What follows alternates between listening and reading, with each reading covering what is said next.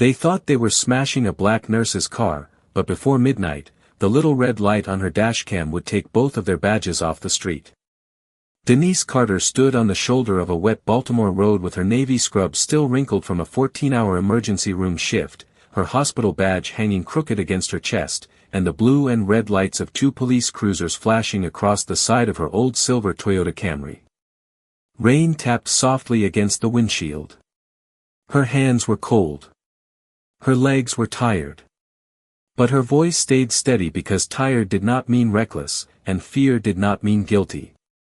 Officer Brent Callahan stood near the front of her car, broad-shouldered, white, 44, with his thumbs hooked into his duty belt and his face set in that hard expression some men wore when they confused a badge with ownership of the road. His partner, Officer Kyle Mercer, younger and eager to prove himself, held a flashlight angled through the passenger window, sweeping it across Denise's nurse bag, folded hospital jacket, and a box of sealed medical gloves on the back seat. "I already told you," Denise said carefully, keeping both hands visible at her sides. "I am coming from St. Agnes Medical Center. My license, registration, and insurance are on the dashboard where you told me to place them. I will comply, but I do not consent to a search." Callahan gave a short laugh and slapped his palm hard onto the hood of the Camry, making the metal pop loud enough for Denise to flinch. "You hear that, Mercer," he said. "She took one legal phrase off the internet and now she thinks she runs the stop." Denise looked at the small dashcam mounted behind her rearview mirror. Its red light blinked once, then again, quietly recording the rain, the cruisers, the officers, her open driver's door, and every word between them. Callahan followed her eyes and smiled. "Do not look at that little camera like it is going to save you tonight." Mercer leaned closer to the back door. "Why does a nurse need a bag this heavy?" "It is a medical bag," Denise said. "It has spare scrubs, a stethoscope, and supplies from work." Callahan stepped to the side. Mirror and tapped the frame with his knuckles, harder than necessary. "Funny how everyone has a reason until we start looking." Denise swallowed, but she did not move her hands. "I would like a supervisor, please." That request changed Callahan's face. Not because it was illegal. Because it was controlled. He did not want control from her. He wanted fear. He wanted a mistake he could write into a report before she ever made it home. "Supervisor," he said, stepping closer as rain ran down the brim of his cap. "You are not in charge here." He struck the frame near the mirror again, and this time the glass cracked at the edge with a sharp little sound. Denise closed her eyes for half a second, then opened them and said, "That damage is being recorded." Callahan leaned toward the dashcam, his face lit by the cruiser lights. "Good," he said. "Then let it record this. If you keep acting difficult, your car is getting towed, your license is going into my report, and you are not going home tonight." Denise's scrubs clung damply to her sleeves. Her hospital badge swung in the wind. Somewhere inside the dashcam, an emergency impact file locked, uploaded, and sent itself to the cloud before Callahan even turned away. He thought he was about to write the story. What he did not know was that the truth had already left the car. For hours before the red light on Denise Carter's dashcam began saving the truth, she was still walking the emergency department floor at St. Agnes Medical Center with a paper cup of lukewarm coffee in one hand and a stack of discharge papers in the other. The hospital was the kind of place that never truly slept. Monitors beeped behind curtains. Wheels clicked over tile. A tired father whispered into his phone near the vending machines. A child with a purple blanket stared at the ceiling while her mother signed forms with shaking hands. Denise moved through all of it with the practiced calm of a woman who had learned how to carry other people's fear without dropping her own balance. She was 39 years old, black, with warm brown skin, steady eyes, and hair pulled back under a simple navy headband.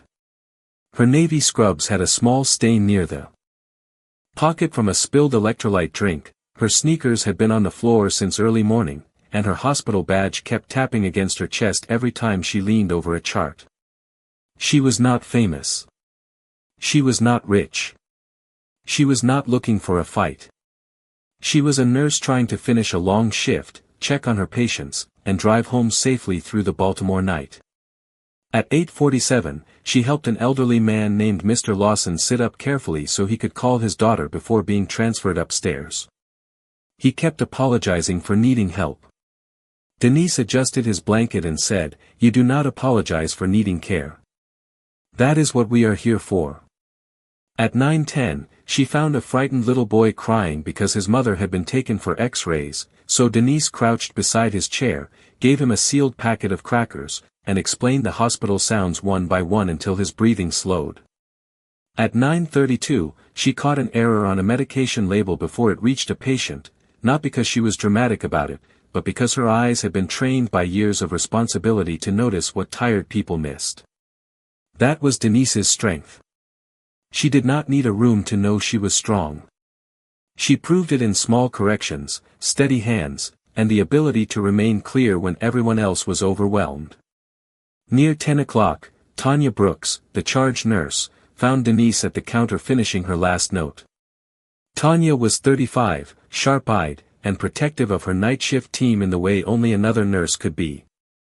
"You are still here?" Tanya asked. Denise did not look up from the chart. "I am leaving in 3 minutes. You said that 20 minutes ago. This time I mean it." Tanya leaned against the counter and lowered her voice. "You driving straight home?" Denise nodded. "Straight home. No grocery store. No gas station. No heroic errand. I am going to shower, heat up soup, and sleep like I forgot my own name." Tanya smiled, but her eyes moved toward the rain streaking the ambulance bay windows. "Dashcam still uploading to the cloud?" Denise glanced at her. "Every drive. Cabin audio too. Front, cabin, impact marker, and emergency. Link." Tanya nodded, satisfied. "Good. I hate that I have to ask." Denise saved the chart and logged out. "I hate that I had to buy it." They did not say more for a moment because both of them knew why so many hospital workers had started using dashcams. Night shifts ended at strange hours. Nurses drove home exhausted, sometimes in uniforms, sometimes through neighborhoods where police lights could turn an ordinary ride into a test of survival. A year earlier, one of their respiratory therapists had been stopped after leaving work and accused of driving suspiciously slowly, even though he had been checking for black ice. The complaint went nowhere because the officer's report sounded official and the therapist had no video.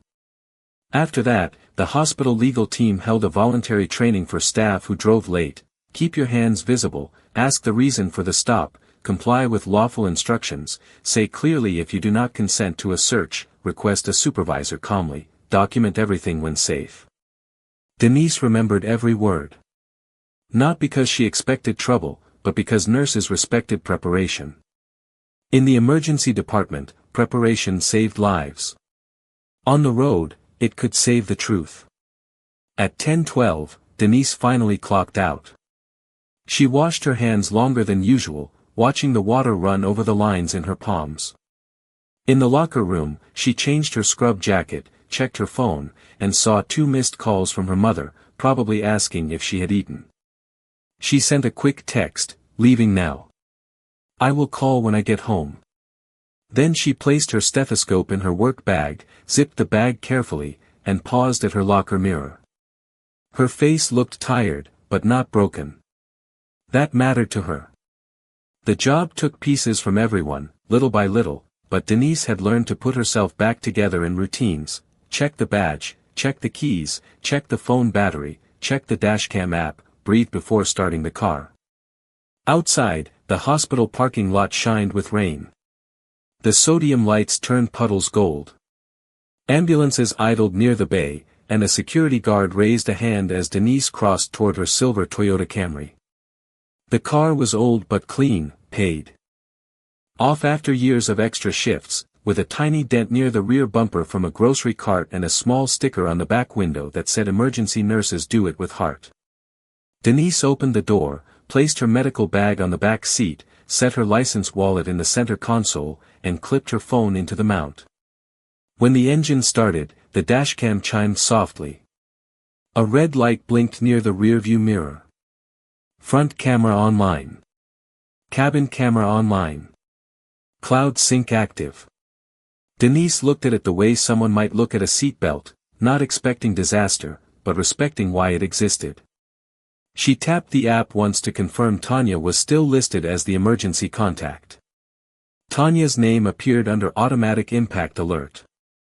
Denise exhaled, then pulled out of the parking lot. Baltimore at night after rain looked like two cities layered over each other, one made of wet asphalt, traffic signals, rowhouse porches, and carry-out signs, the other made of reflections, red brake lights, and blue-white hospital glow fading behind her. Denise drove carefully because she was tired and responsible enough to know it. She stopped fully at the first sign leaving the medical campus. She used her turn signal early. She kept both hands on the wheel, not because anyone was watching, but because discipline did not need an audience. At a red light, she called her mother on speaker. "Hey, Mama. I am on my way." Her mother's voice came warm and worried. "You sound worn out." "I am. Did you eat?" Denise smiled faintly. "You ask like the answer changes." "Denise. Soup when I get home. I promise." Her mother paused. "It is raining. Drive careful. Always. And call me when you get inside." "I will." Denise ended the call as the light turned green. She passed a closed pharmacy, a gas station with 2 cars at the pumps, and a row of dark storefronts. Her route home was familiar, almost boring, and that was exactly how she liked it. On the passenger seat, her hospital badge caught the streetlight. On the back seat, her medical bag sat zipped and still. In the windshield, the dashcam reflected a tiny red dot. She was less than 15 minutes from home when she noticed headlights behind her staying close for 3 blocks. She did not assume the worst. She simply observed, the way a good nurse observed before reacting. Same lane. Same speed. No turn signal. Then the red and blue lights came on. Denise's stomach tightened, but her hands stayed steady. Her calm was not fear. It was training. She turned on her signal, slowed gradually, and pulled onto the shoulder beneath a street lamp near a quiet intersection. Before the cruiser doors opened behind her, she turned on the cabin light, lowered the driver's window halfway, placed both hands at the top of the steering wheel, and spoke clearly toward the dashcam because truth needed clean sound. "I am pulled over on East Cold Spring Lane. My hands are visible. My documents are in the car. I am waiting for instructions." Rain slid down the windshield. The dashcam light blinked. Behind her, 2 officers stepped out into the night, and Denise Carter, a nurse who had spent 14 hours keeping strangers alive, prepared herself to survive a conversation that should have been simple. Officer Brent Callahan did not think of himself as cruel. That was what made him dangerous. Cruel men who know they are cruel sometimes hide it. Callahan had spent 16 years learning how to dress his instincts in official language until even his worst habits sounded like procedure. He was 44 years old, white, broad through the shoulders, with a square face, tired eyes, and a voice that could turn from calm to command so quickly that people often obeyed before they understood why they were afraid. In the traffic division, he had a reputation for being old school, which meant different things depending on who said it. Younger officers said it with admiration because Callahan knew how to control a stop, how to read a driver, how to make the radio sound clean, how to write a report that survived review. Drivers said it differently, usually with anger after the ticket was printed, the complaint form ignored, or the bodycam footage came back incomplete, unclear, or too late to matter. Callahan believed a traffic stop belonged to the officer from the first flash of red and blue lights until the final line of the report. In his mind, the person behind the wheel was not a citizen having a bad night. They were a variable. A story to manage. A risk to define before they defined him. He had not always been the loudest officer in the room, but he had become one of the most protected because he understood the power of phrases that sounded neutral. Furtive movement. Failure to comply. Officer safety concern. Suspicious behavior. Nervous demeanor. Those words were useful because they stretched. They could wrap around almost anything. A driver reaching for registration became a furtive movement. A driver asking why they were stopped became argumentative. A driver breathing too fast became nervous. A driver staying too calm became suspiciously controlled. Callahan had built half his career on that elastic language, and every complaint that failed taught him the same lesson: control the words, control the truth. Officer Kyle Mercer learned by watching him. Mercer was 32, white, leaner, sharper, still carrying the restless energy of a man who wanted older cops to see him as tough. He had joined the traffic unit 3 years earlier after working patrol, and Callahan had taken him under his wing with the easy confidence of someone who liked having an audience. Mercer laughed at Callahan's jokes, copied his posture at car windows, and repeated his favorite line like scripture: control the stop, control the report. He did not fully understand yet that Callahan was not teaching him safety as much as dominance. He only knew that when he followed Callahan's lead, other officers stopped calling him soft. Earlier that evening, before Denise Carter ever saw their cruiser lights behind her, Callahan and Mercer sat in Unit 214 outside a closed convenience store near a wet Baltimore intersection, the windshield dotted with rain, the dashboard computer glowing blue-white against their faces. Dispatch chatter moved in and out of the speakers. Routine stop. Noise complaint. Disabled vehicle. A city breathing through radio codes. Callahan ate sunflower seeds from a paper cup and watched cars pass through the rain. Mercer scrolled through old call notes on the laptop, half bored, half eager. Slow night, Mercer said. Callahan gave him a side glance. That is when people get sloppy. Mercer nodded as if the sentence had weight.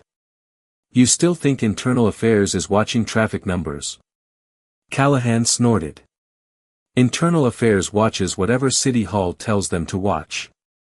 Right now they want clean reports and no headlines. What about those complaints from last month? Mercer asked.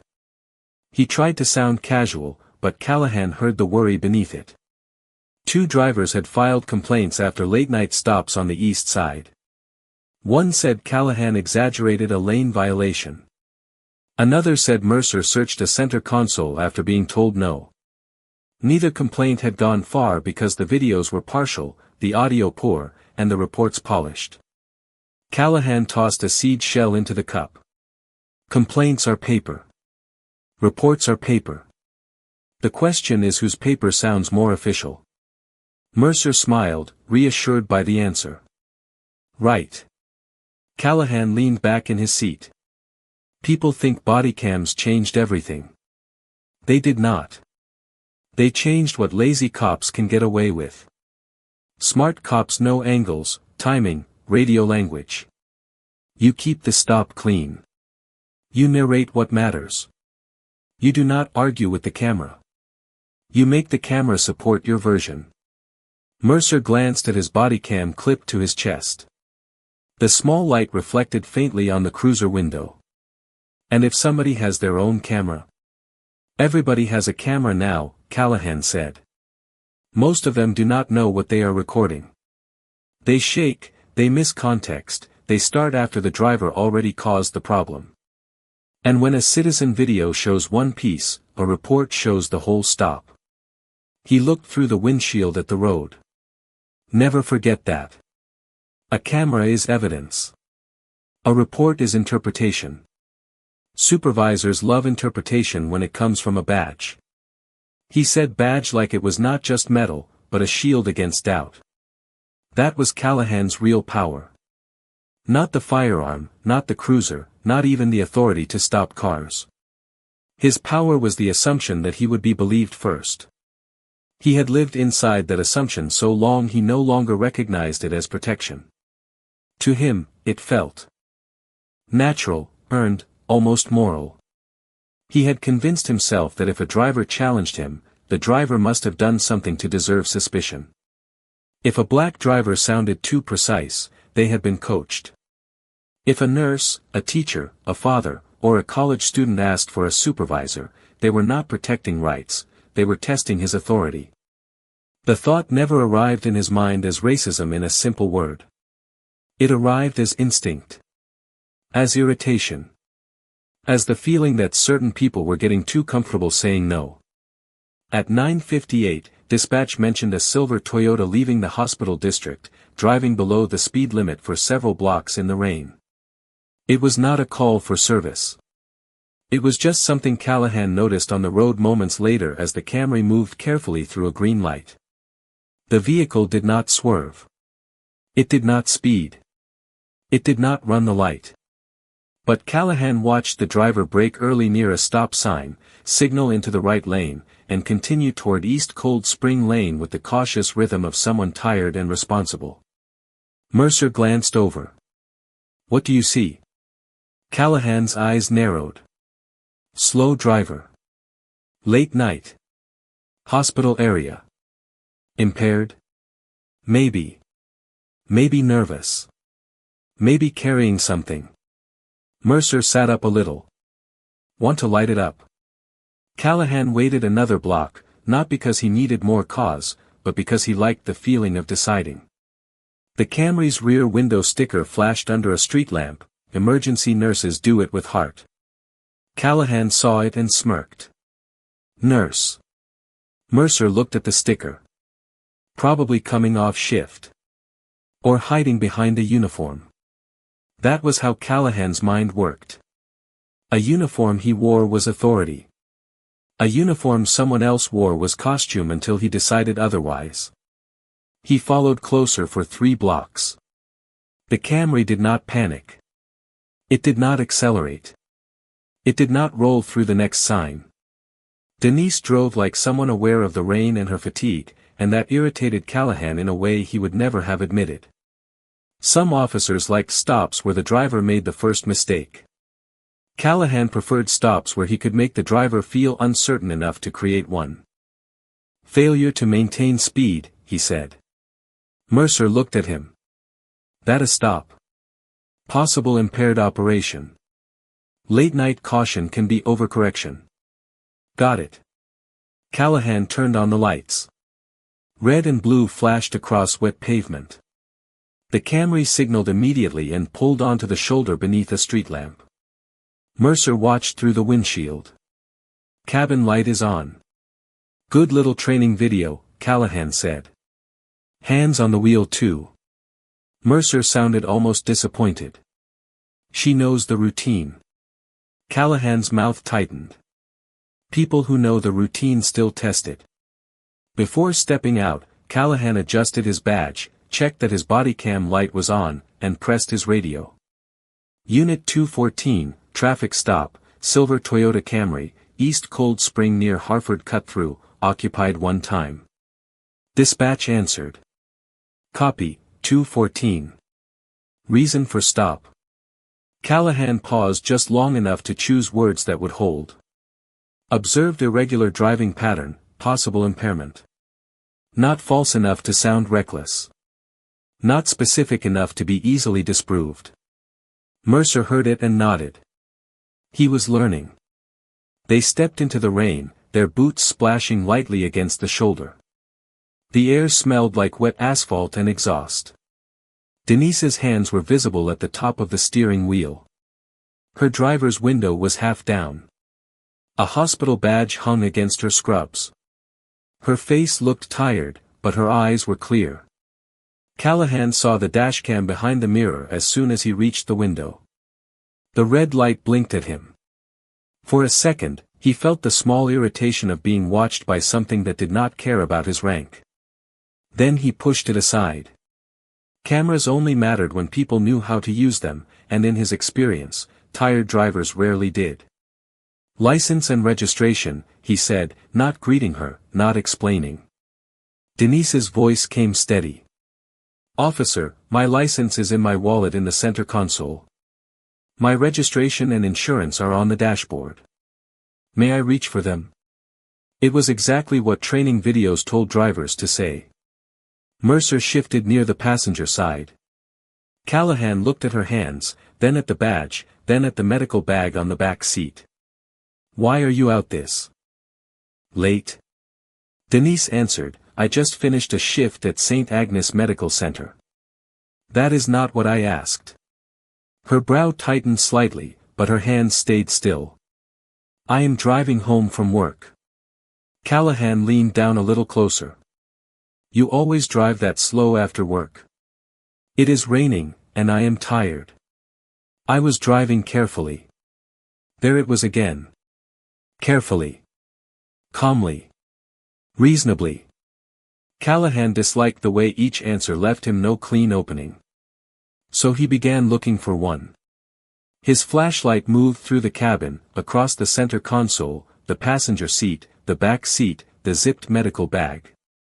What is in the bag? Work supplies. Spare scrubs. Stethoscope. Open it. Denise took a breath. I do not consent to a search, but I will comply with lawful instructions. Mercer's head turned slightly toward Callahan. That phrase changed the temperature of the stop. Callahan straightened. The dashcam red light blinked between them. Denise had not raised her voice. She had not refused. She had not moved her hands. But she had drawn a line in legal language, and to Callahan, a line from her felt like a challenge to him. That was the flaw hidden under his badge. He thought authority meant no one else got boundaries. He looked at Mercer, then back at Denise, and the practice report began writing itself in his mind before the truth had finished happening. Nervous demeanor. Evasive answers. Concern for officer safety. Possible obstruction. Words he knew. Words that had saved him before. But tonight, under the rain, in front of a blinking dashcam, with cloud backup running and a nurse trained to speak clearly, Callahan did not realize the old trick was already failing. He still believed he could control the stop because he had controlled so many before. He did not know this was the night the story would stop belonging to him. Callahan stood at Denise Carter's driver's window and let the rain run off the brim of his cap while he studied her face as if calmness itself were suspicious. The cruiser lights washed red and blue over her navy scrubs, the hospital badge on her chest, the steering wheel beneath her hands, and the small dashcam blinking above the rearview mirror. Denise kept both hands visible at 10 and 2. She had already said where her documents were. She had already asked permission before reaching. She had already explained she was a nurse coming home from St. Agnes Medical Center. None of that softened Callahan. It irritated him because it left him with less to control. You said your license is in the center console, he said. Yes, officer. And registration on the dashboard? Yes, officer. Why would you put your registration on the dashboard before I asked for it? Denise blinked once, careful not to sound impatient. Because I heard the cruiser behind me and wanted to avoid reaching around after you approached. Mercer, standing near the passenger side with his flashlight angled through the glass, gave a small scoff. Convenient. Denise turned her eyes toward him but not her head. I was trying to make the stop safer. Callahan leaned closer to the open window. You do not tell me what is safe. I am not telling you what to do, Denise said. I am explaining what I did. The sentence was calm, almost clinical, and that made it land wrong in Callahan's ears. He wanted a stammer. He wanted defensiveness. He wanted the rush of a driver talking over herself so he could call it agitation. Denise gave him none of that. Her voice was tired but steady, the same voice she used when a patient's family was scared and needed simple facts in the right order. Callahan's flashlight moved across her lap, the center console, the cup holder, the phone mount, the dashcam. You record all your traffic stops. The camera records every drive. That is not what I asked. Then yes, officer. It is recording this stop. Mercer moved around the rear of the Camry, shining his light into the back window. Medical bag in the back seat, he said. Zipped. Callahan did not look away from Denise. What is in it? Spare scrubs, a stethoscope, sealed gloves, a blood pressure cuff, a phone charger, and snacks from work. Mercer pulled lightly on the rear door handle. It was locked. Open the back door. Denise's fingers tightened slightly on the steering wheel, but she kept them there. Officer, I do not consent to a search. Callahan's expression hardened. Nobody asked for a speech. I understand. I will comply with lawful instructions, but I do not consent to a search. The words had been taught to her in a hospital conference room months earlier, but tonight they came out through rain, police lights, and exhaustion. They did not sound aggressive. They sounded clear. Callahan hated clear. Clear made it harder to twist. He stepped back from the window and looked toward Mercer. She is already doing the script. Mercer nodded, eager to follow the cue. Yeah. Definitely rehearsed. Denise looked forward through the windshield. I am trying to cooperate. Callahan laughed softly. Cooperate? You have questioned the stop, refused to open the back door, and started talking about consent before I even finished assessing the vehicle. I asked the reason for the stop, Denise said. And I answered your questions. You gave answers, Callahan said. That is not the same thing. A car passed slowly in the far lane, tires hissing on wet pavement. Denise kept her eyes forward until it was gone.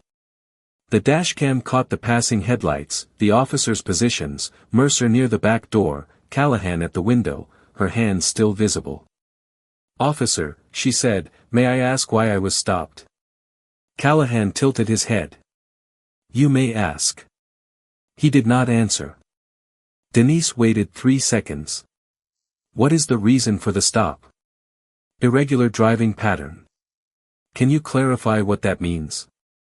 Mercer gave another quiet laugh from the passenger side. You hear this? Clarify. Callahan put one hand on the top of the open window frame. It means I observed driving behavior that gave me concern. Was I speeding? No. Did I run a light? I did not say that. Did I fail to signal? Callahan's eyes narrowed. Denise realized immediately that asking questions, even politely, was being treated as disobedience. She stopped. I understand. Do you? Callahan asked. Because from where I am standing, you are acting like you are in charge of the investigation. No, officer. I am not. Then stop trying to manage my stop. The words my stop came out with weight. Denise heard it. So did the dashcam. Her calm was not fear, but it was becoming work now, the kind of work nurses knew too well, controlling your breathing while someone else escalated because they wanted your reaction more than your answer. Callahan pointed toward the center console. Slowly get your license. 2 fingers. No sudden movements. Yes, officer. Denise moved exactly as instructed. Her right hand left the wheel slowly, 2 fingers extended, opened the console, lifted the small wallet, and placed it on the dashboard. Her left hand remained visible. Open it. She opened it, removed her license, and set it beside the registration and insurance card. Callahan took them without saying thank you. He looked at the license, then at her hospital badge. Denise Carter. Yes, officer. 39. Yes. Emergency department nurse. Yes. Long shift. 14 hours. Mercer shined his flashlight again into the back seat. Long enough to be tired behind the wheel. Denise answered carefully. That is why I was driving carefully. Callahan gave her a look. Carefully is what you call it. I call it irregular. He turned the license in his hand. You live on Bel Air Road? Yes. Then why are you on East Cold Spring? It is my normal route from the hospital when traffic is light. At this hour? Yes. You always take a longer route after a 14-hour shift. It avoids a construction area. Callahan glanced toward Mercer as if Denise's explanation had proved something. A lot of answers. Denise said nothing. Mercer came back toward the passenger window. There is a hospital jacket back here too. Yes, Denise said. Mine. You have medication in the bag? No controlled medication. No patient medication. You said sealed gloves. Yes. Why take supplies home? They are personal backup supplies from my locker. Not hospital inventory. Callahan's eyes sharpened. Now we are talking about inventory. Denise looked at him, confused but still controlled. You asked what was in the bag. And every answer opens another question. That was the first moment Denise understood he was not looking for clarity. He was building fog. Callahan stepped back and spoke into his shoulder mic. Unit 214, driver. Is being verbally evasive, possible concern regarding medical bag in rear passenger area. Denise's stomach dropped. Officer, I am not being evasive. Callahan snapped his eyes back to her. Do not interrupt my radio traffic. I apologize. Step out of the vehicle. The command came quickly, before she could ask anything else. Denise took a breath. For my safety and yours, may I unbuckle and step out slowly? Mercer smirked. She narrates everything. Callahan opened the driver's door wider. Out. Now. Denise unbuckled with slow fingers, turned carefully, and stepped onto the wet shoulder. Rain touched her face and sleeves. She stood beside the open door with both hands visible, her hospital badge moving in the wind. Callahan looked her over, not like a person, but like a report searching for adjectives. Face the front of your car. Denise complied. Am I being detained? You are not free to leave. I understand. Do you? Yes, officer. He circled to the front of the Camry and looked down at the hood as if inspecting for something he already knew was not there. Mercer stayed near the rear door. Denise watched the cruiser lights ripple across the wet road and reminded herself not to argue, not to reach, not to give them a movement they could rename. Callahan tapped the hood with his knuckles. This car yours? Yes. Registered to you? Yes. Paid off? Denise frowned slightly, then smoothed her expression. Yes. Interesting. Why is that interesting? Callahan looked at her. You ask a lot of questions for someone who says she is cooperating. Denise went quiet again. The silence should have ended the pressure, but Callahan interpreted silence the same way he interpreted speech, as something to control. He walked to the side mirror and looked through the passenger window. Mercer, check the rear seat from your angle. Denise said, I do not consent to a search. Callahan turned slowly. There it is again. I will comply, Denise said, voice steady, but I do not consent. You keep saying that like it changes what I can do. I am stating it for the record. Callahan's eyes flicked toward the dashcam. For the record, he repeated, mocking the phrase. You think that camera makes you smart? Denise did not answer. You think because you work in a hospital, because you know a few phrases, because you have a little red light blinking in your windshield, you get to turn a traffic stop into a courtroom? No, officer. Then why do you keep talking like a lawyer? Denise swallowed. Because I want the stop to be clear. Callahan stepped closer, voice lower. The stop is clear. I tell you what to do. You do it. That is clear. The rain seemed louder then. Denise could feel her pulse in her throat, but her posture stayed straight. Mercer tried the rear door again, found it locked, and looked at Callahan. Want her to unlock it? Denise said, Officer, again, I do not consent to a search of my medical bag or my vehicle. Callahan's mouth tightened. You are making this harder than it needs to be. I am standing here with my hands visible. You are refusing simple cooperation. I am complying with instructions. No, Callahan said. You are hiding behind words. Denise looked at the dashcam, then back at him. I would like a supervisor, please. There it was. The cleanest sentence in the entire stop, and the one Callahan hated most. His face changed the way it had on other nights when drivers made the mistake of believing policy applied equally to them. Mercer looked at him, waiting. Callahan took one slow breath and nodded as if he had made a decision. All right, Nurse Carter, he said, putting a hard edge on the title. You want to turn a traffic stop into a problem. We can do that. Denise did not lower her eyes. I do not want a problem. I want a supervisor. Callahan gave a cold smile. Same thing tonight. He turned toward Mercer. Document non-cooperation. Mercer touched his body cam and said, driver is refusing consent and requesting supervisor. Callahan corrected him immediately.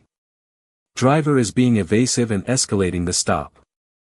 Mercer paused, then nodded. Driver is being evasive and escalating. Denise heard the rewrite happen in real time. The report had not been written yet, but the lie had already begun. The dashcam kept blinking red through the windshield, recording the road, the rain. The officers, and the nurse who was doing everything right while two men with badges tried to turn her calm into guilt. Callahan turned the stop from a question into a performance the moment Mercer repeated the word escalating. Denise Carter heard it clearly, even through the rain, and she understood what was happening with the same cold clarity she felt in the emergency department when a monitor changed rhythm before a patient crashed. The facts had not changed. Her hands had been visible. Her documents had been placed where the officers could see them. She had stepped out when ordered. She had spoken calmly, complied slowly, and asked for a supervisor. But Callahan was no longer responding to facts. He was building a version.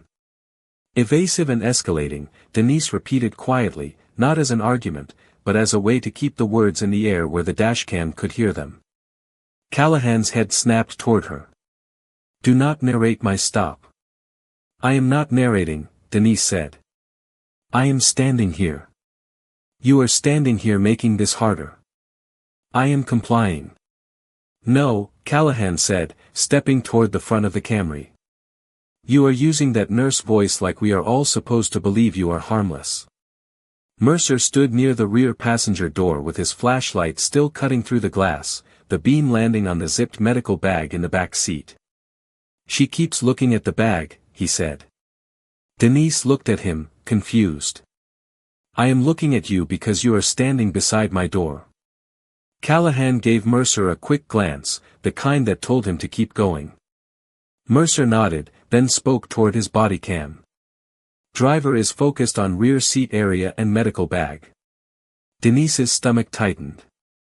Officer, that is not accurate. Callahan raised one finger. You do not correct my partner. He said something that is not true. You are doing it again. Doing what? Arguing. Denise pressed her lips together. The rain ran down her cheeks and into the collar of her scrub top. Her hospital badge stuck against her damp jacket. Across the street, a porch light switched on in a row house, but no one came outside. A few cars passed slowly, their drivers glancing at the cruisers. Before continuing. Denise knew that feeling. People saw police lights and told themselves there must be a reason. Tonight, Callahan was trying to manufacture one. He walked to the hood of the Camry and placed Denise's license and registration on the wet metal, careless enough that the corner of the insurance card began to curl. You said you are tired, he said. Yes. You said you worked 14 hours. Yes. You said you were driving slowly because of rain. Yes. Sounds like impaired judgment to me.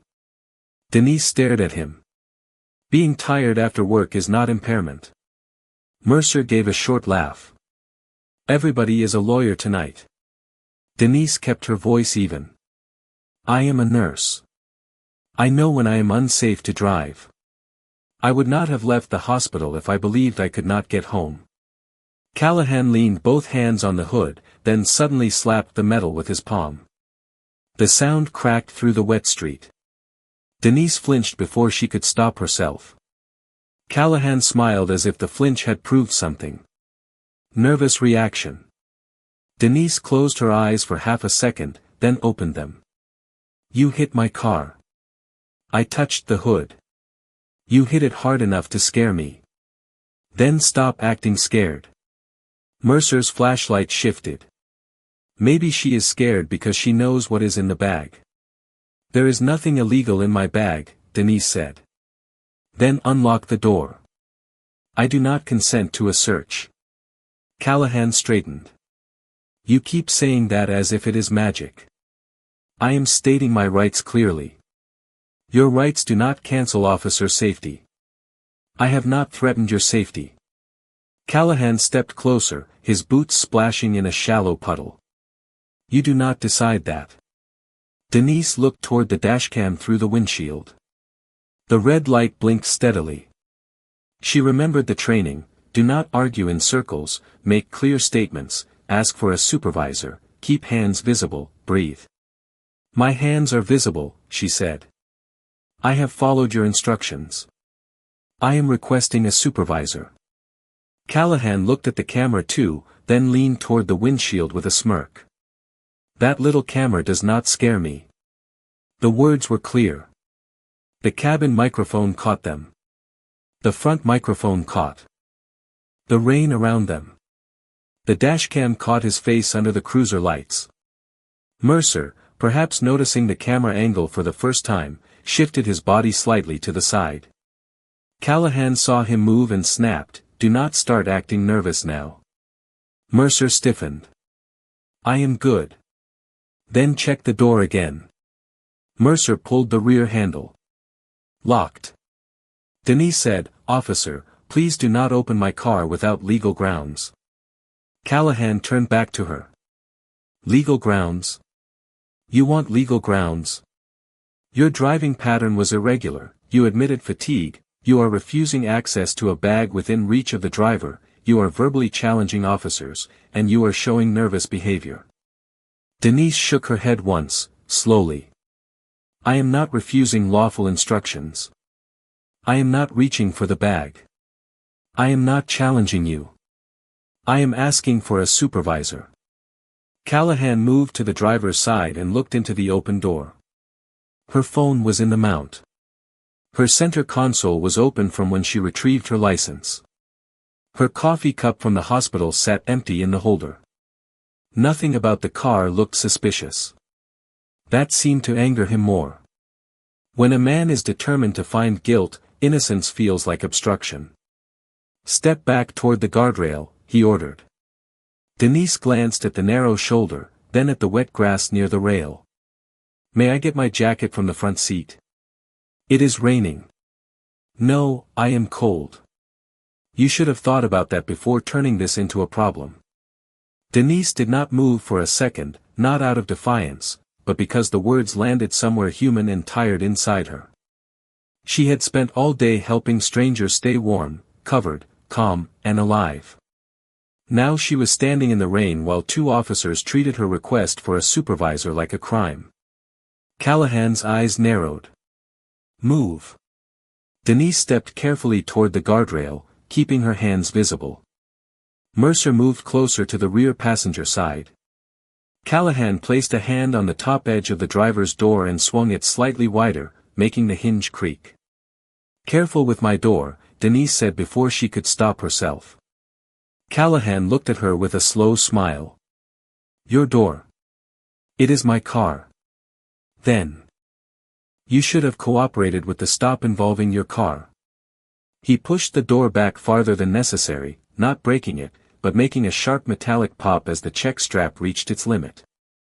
Denise's face tightened. Please do not damage my vehicle. Please do not tell me how to do my job. Mercer reached toward the rear lock through the front opening, then stopped when Callahan looked at him. Can I? Mercer asked.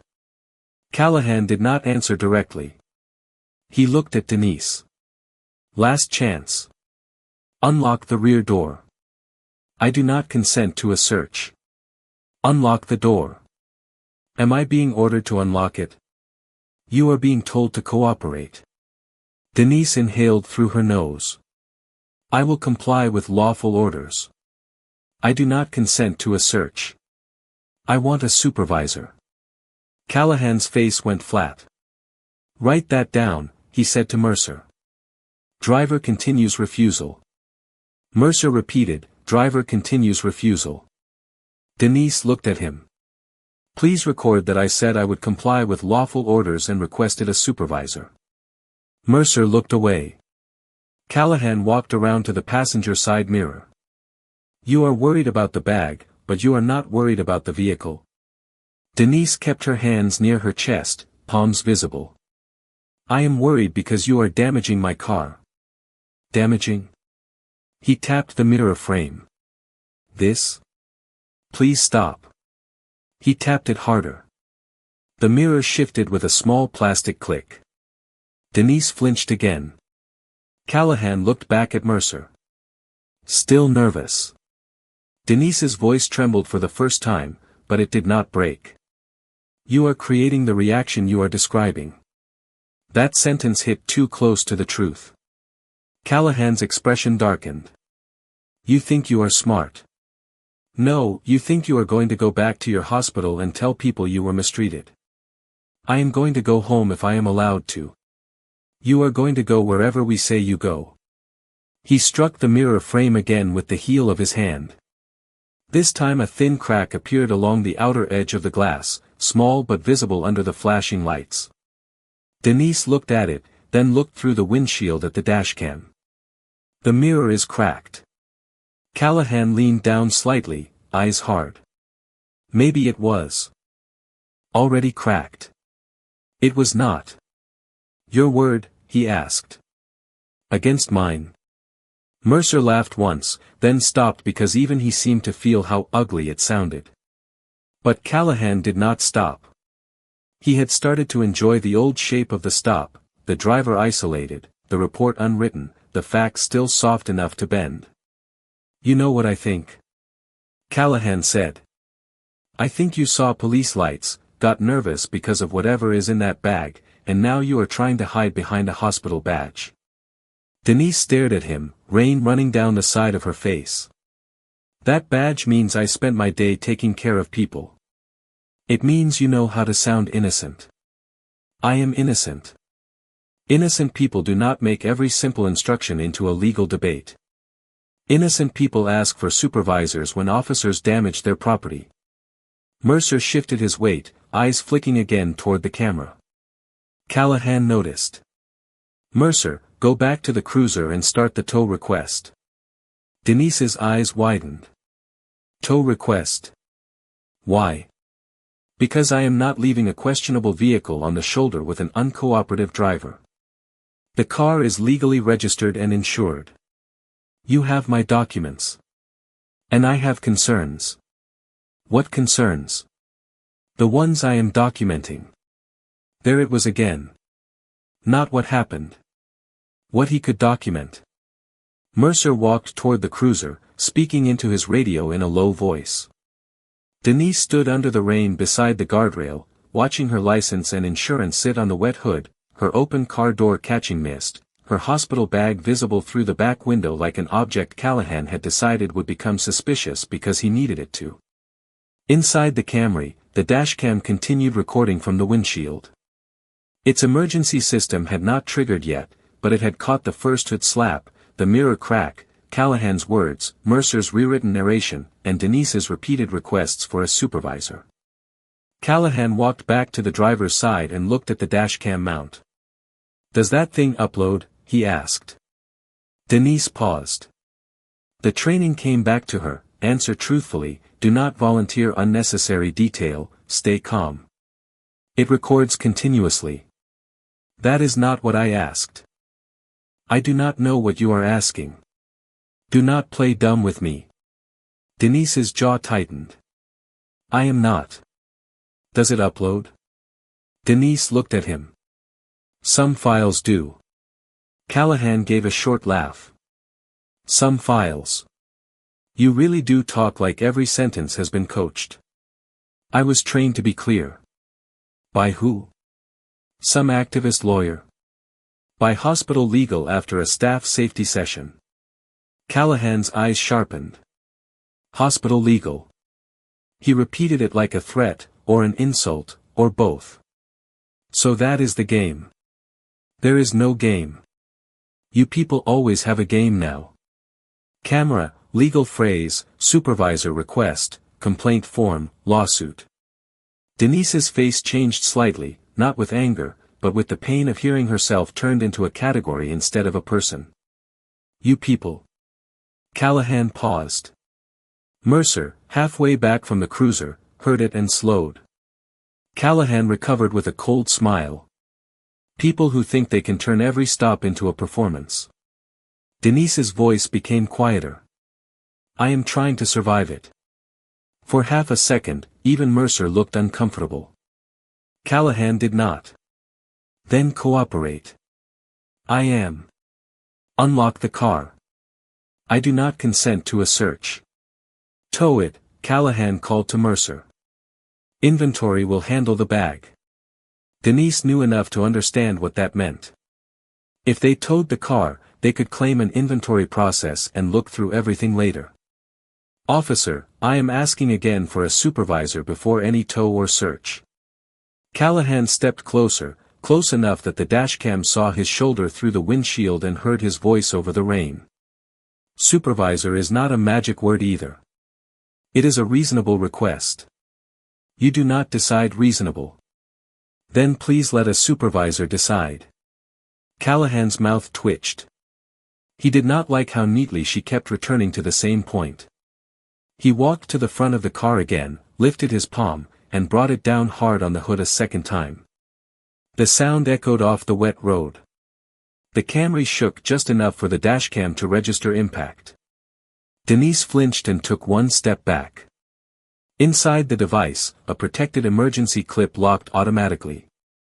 In the hospital break room several miles away, Tanya Brooks's phone would soon buzz with the alert. Callahan did not know that. He only saw Denise react and thought he had found something useful. There, he said. That is the nervous behavior I am talking about. Denise looked at the hood, then at the windshield, then at him. You hit my car again. I checked the hood. No, you hit it. You keep making accusations. Because you keep doing things. Mercer returned from the cruiser. Tow is on standby. Dispatch wants a reason code. Callahan did not hesitate. Driver non-compliance, possible impaired operation, inventory pending. Denise said, I have not been tested for impairment. I have not refused a test. I have not refused lawful orders. Callahan looked at Mercer. Now she is interfering with radio traffic again. Mercer spoke into his mic, driver is verbally interfering.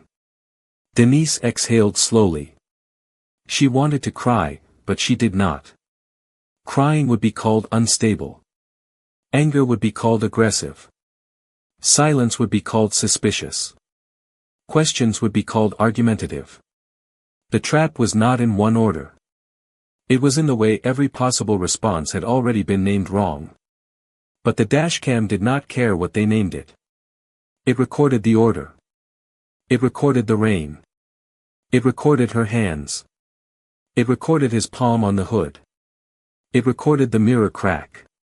It recorded Mercer's body language, the tow request, the words possible impaired operation before any test, and the way Denise kept asking for a supervisor without raising her voice. Callahan walked to the back seat window again and shined his flashlight through the glass at the medical bag. If there is nothing in there, you are creating all this over nothing. Denise answered, if there is no legal basis, you are creating all this over nothing. Mercer muttered, she just cannot stop. Callahan smiled without warmth. No, let her talk. Every word goes in the report. Denise looked straight through the windshield toward the camera. Then let the report include that I have requested a supervisor multiple times. Callahan leaned toward the open driver's door and lowered his voice, but the cabin microphone still caught it. You know what the report will include? It will include that you were nervous, evasive, non-compliant, focused on the rear seat, and attempted to control the stop. It will include that officers had safety concerns. It will include what I decide is relevant. Denise turned her head slowly toward him. That is why I want a supervisor. Callahan's face hardened. And that is why you are not getting one until I am ready. He reached into the open doorway and tapped the dashcam mount with 2 fingers, not removing it, just touching it enough to make Denise's shoulders tense. And if you think this little toy changes anything, you are about to be disappointed. Denise's voice dropped to a whisper, but it stayed clear. Please do not touch my camera. It is attached to a vehicle under investigation. My car is not under investigation. I was stopped for an irregular driving pattern. Callahan smiled. Things change. Mercer looked from Callahan to the dashcam. Should we turn it off? Denise said immediately, I do not consent to anyone turning off my recording device. Callahan laughed. You hear that? She does not consent. He did not turn it off. Not yet. His arrogance wanted the camera to see him unafraid. That arrogance saved the truth. He stepped back into the rain and spoke toward his bodycam again. Driver continues to refuse cooperation regarding rear seat medical bag. Vehicle may be towed pending investigation. Denise looked down at the wet pavement. Her shoes were soaked. Her scrubs clung to her arms. Her mother was waiting for a call. Tanya was probably still at the hospital charting. Mr. Lawson was probably upstairs by now, hopefully speaking to his daughter. The little boy with the purple blanket had hopefully stopped crying. Denise thought about all the people who had trusted her calm that night, and she held on to that same calm now, even while Callahan tried to turn it into guilt.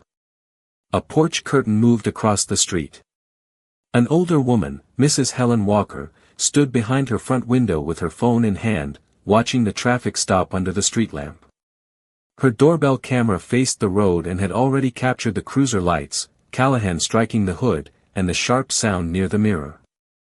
A tow truck was parked half a block away at a closed gas station, its driver, Luis Ramirez, waiting on another roadside call and glancing toward the stop as his dashboard camera recorded through the rain. None of this was visible to Callahan in a way he cared about. He still believed the stop belonged to him. He still believed the report would be the strongest voice in the room. He did not know the room was getting larger. Callahan looked at Denise one more time, then at the cracked mirror. You should have just unlocked the door. Denise met his eyes.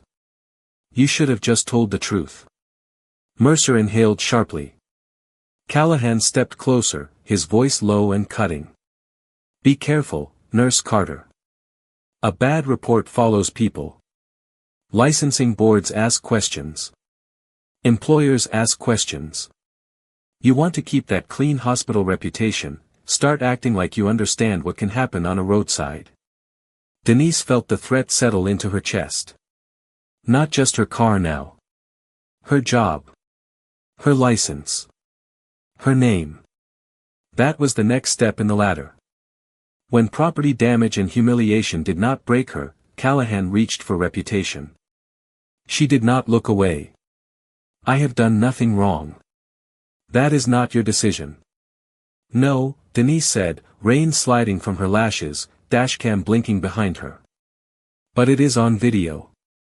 Callahan smiled because he still thought video was just another thing he could explain away. Good, he said. Then let it watch.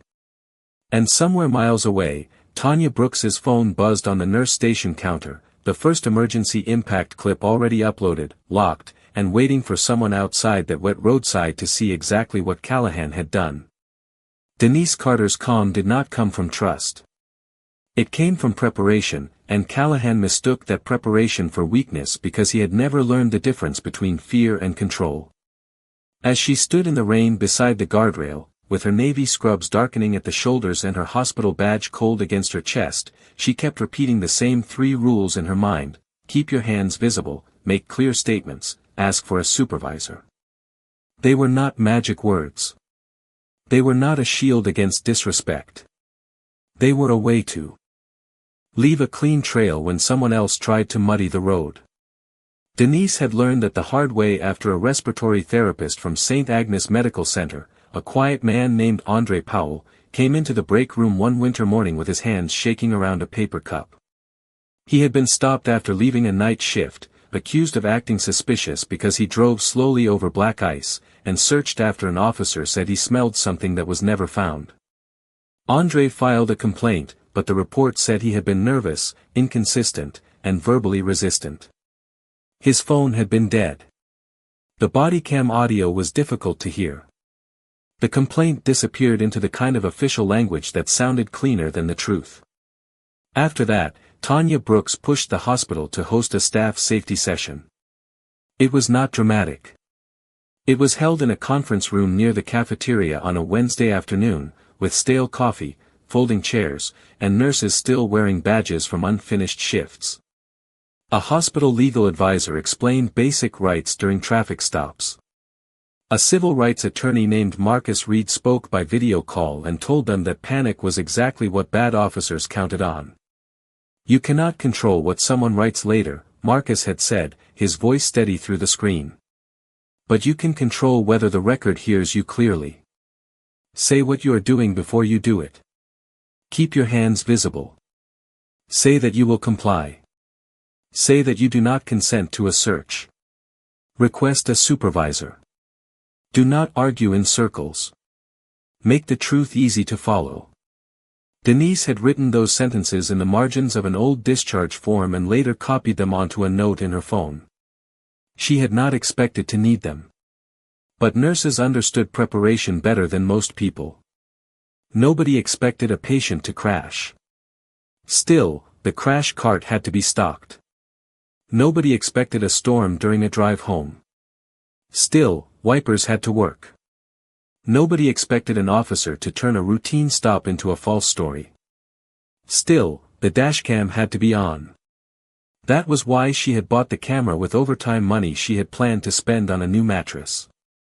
It faced the road and the cabin. It recorded sound. It saved files locally. And if the car registered a hard impact or if Denise tapped the emergency marker, it locked the clip and sent a cloud link to Tanya. Tanya had complained when Denise added her as the emergency contact, saying she already had enough alerts at work, but Denise remembered her answer.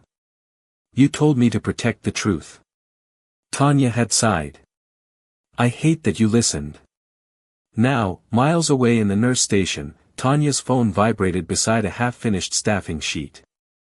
At first, she thought it was a medication question or a call from a patient's family. Then she saw the alert banner, impact event detected. Denise Carter vehicle camera. Cloud upload in progress. Tanya's face changed before she even opened it. She stepped away from the desk, tapped the link, and the first locked clip loaded under the harsh fluorescent light of the emergency department. There was Denise's windshield streaked with rain. There was Callahan's cruiser light flashing blue and red. There was Callahan's palm striking the hood. There was Denise flinching, then saying clearly that he had hit her car. Tanya's mouth went dry. She did not watch the whole clip before moving.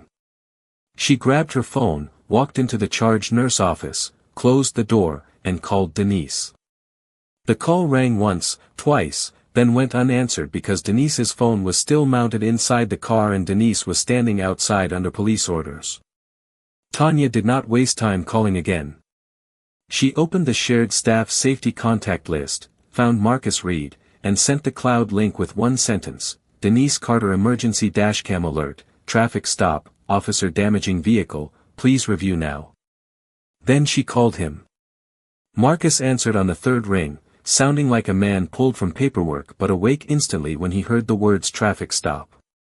"Is she safe?" he asked. "I do not know," Tanya said. "She is on the roadside." The clip shows an officer hitting her hood. She is calm. She is asking for a supervisor. Did the upload complete? First clip locked. More is syncing. Do not download and rename anything. Preserve the original link. Screenshot the alert time. Get her shift confirmation.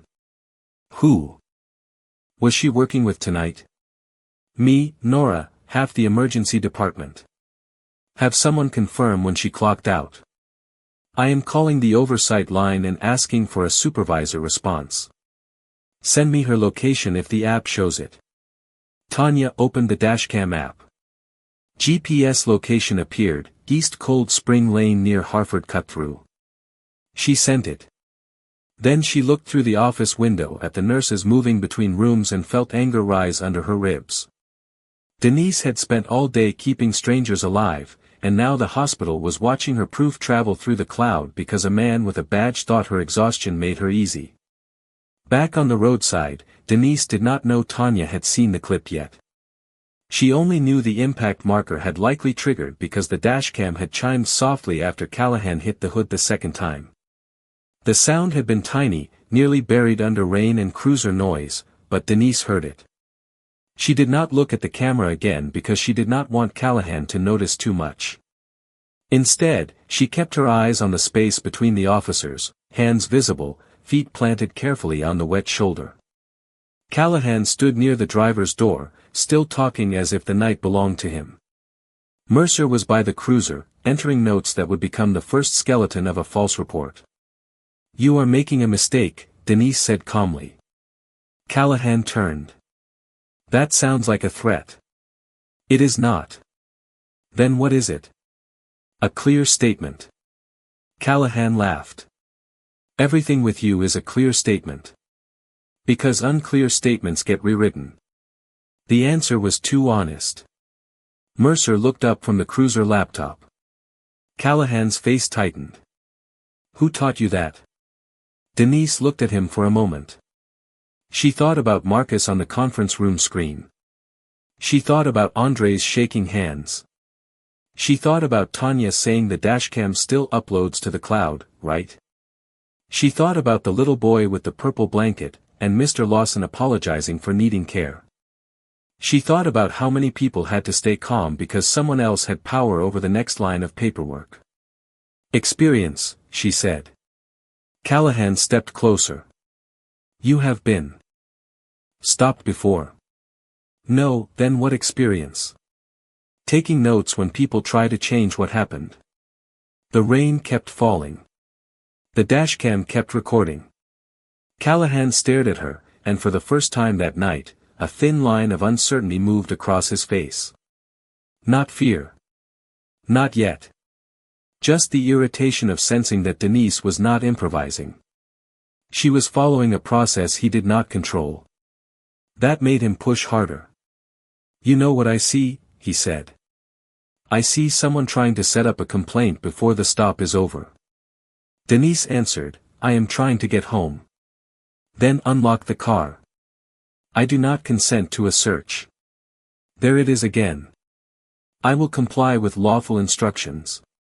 "And I am telling you this is an investigation." Denise said, "Then I would like a supervisor for the investigation." Mercer came back from the cruiser, holding a small notepad. "Tow is delayed. 10 to 15 minutes. Callahan cursed under his breath. Denise heard it, but she did not react. Mercer added, "Dispatch asked if we need a sergeant." Callahan shot him a look. "I did not ask for one. They asked because she keeps requesting one." "Then tell them not yet." Denise said, "Please record that I requested a supervisor again and that Officer Callahan declined." Callahan pointed at her. "Stop giving instructions. I am documenting my request verbally. You are interfering. My hands are visible. I am not moving toward you. I am not touching anything. Mercer looked at her hands, then away. The facts were becoming hard even for him to ignore. That was the danger of clear behavior. It left fewer shadows for a lie to hide in. Callahan turned toward the open driver's door and looked again at the dashcam. He seemed to consider something. Denise noticed his eyes move toward the power cable. Her chest tightened, but her voice stayed even. "Please do not touch the camera." Callahan smiled. "I thought the camera did not bother you." "It does not." "Then why worry?" "Because evidence should not be disturbed." "Evidence?" Mercer repeated. "She is calling it evidence now." Denise looked at him. "Because your partner damaged my car." Callahan stepped half inside the open doorway and reached toward the dashcam cable, not pulling it, just brushing the wire with 2 fingers. Denise did not move, because moving suddenly was exactly what he wanted. "Officer," she said, clear enough for every microphone, "I am not consenting to you turning off, removing, or interfering with my recording device." Callahan looked back at her over his shoulder. "You think that matters?"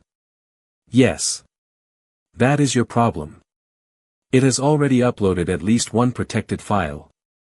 The sentence changed the air. Callahan froze with his fingers near the cable. Mercer's face turned toward Denise. The rain filled the silence. Denise had not meant to reveal too much, but she knew the warning mattered. She had given them a chance to stop before they crossed into something worse. Callahan slowly withdrew his hand and stepped out of the car, but his expression did not soften. It hardened into pride covering worry.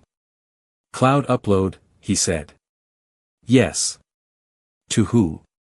Denise kept her hands visible. "An emergency contact."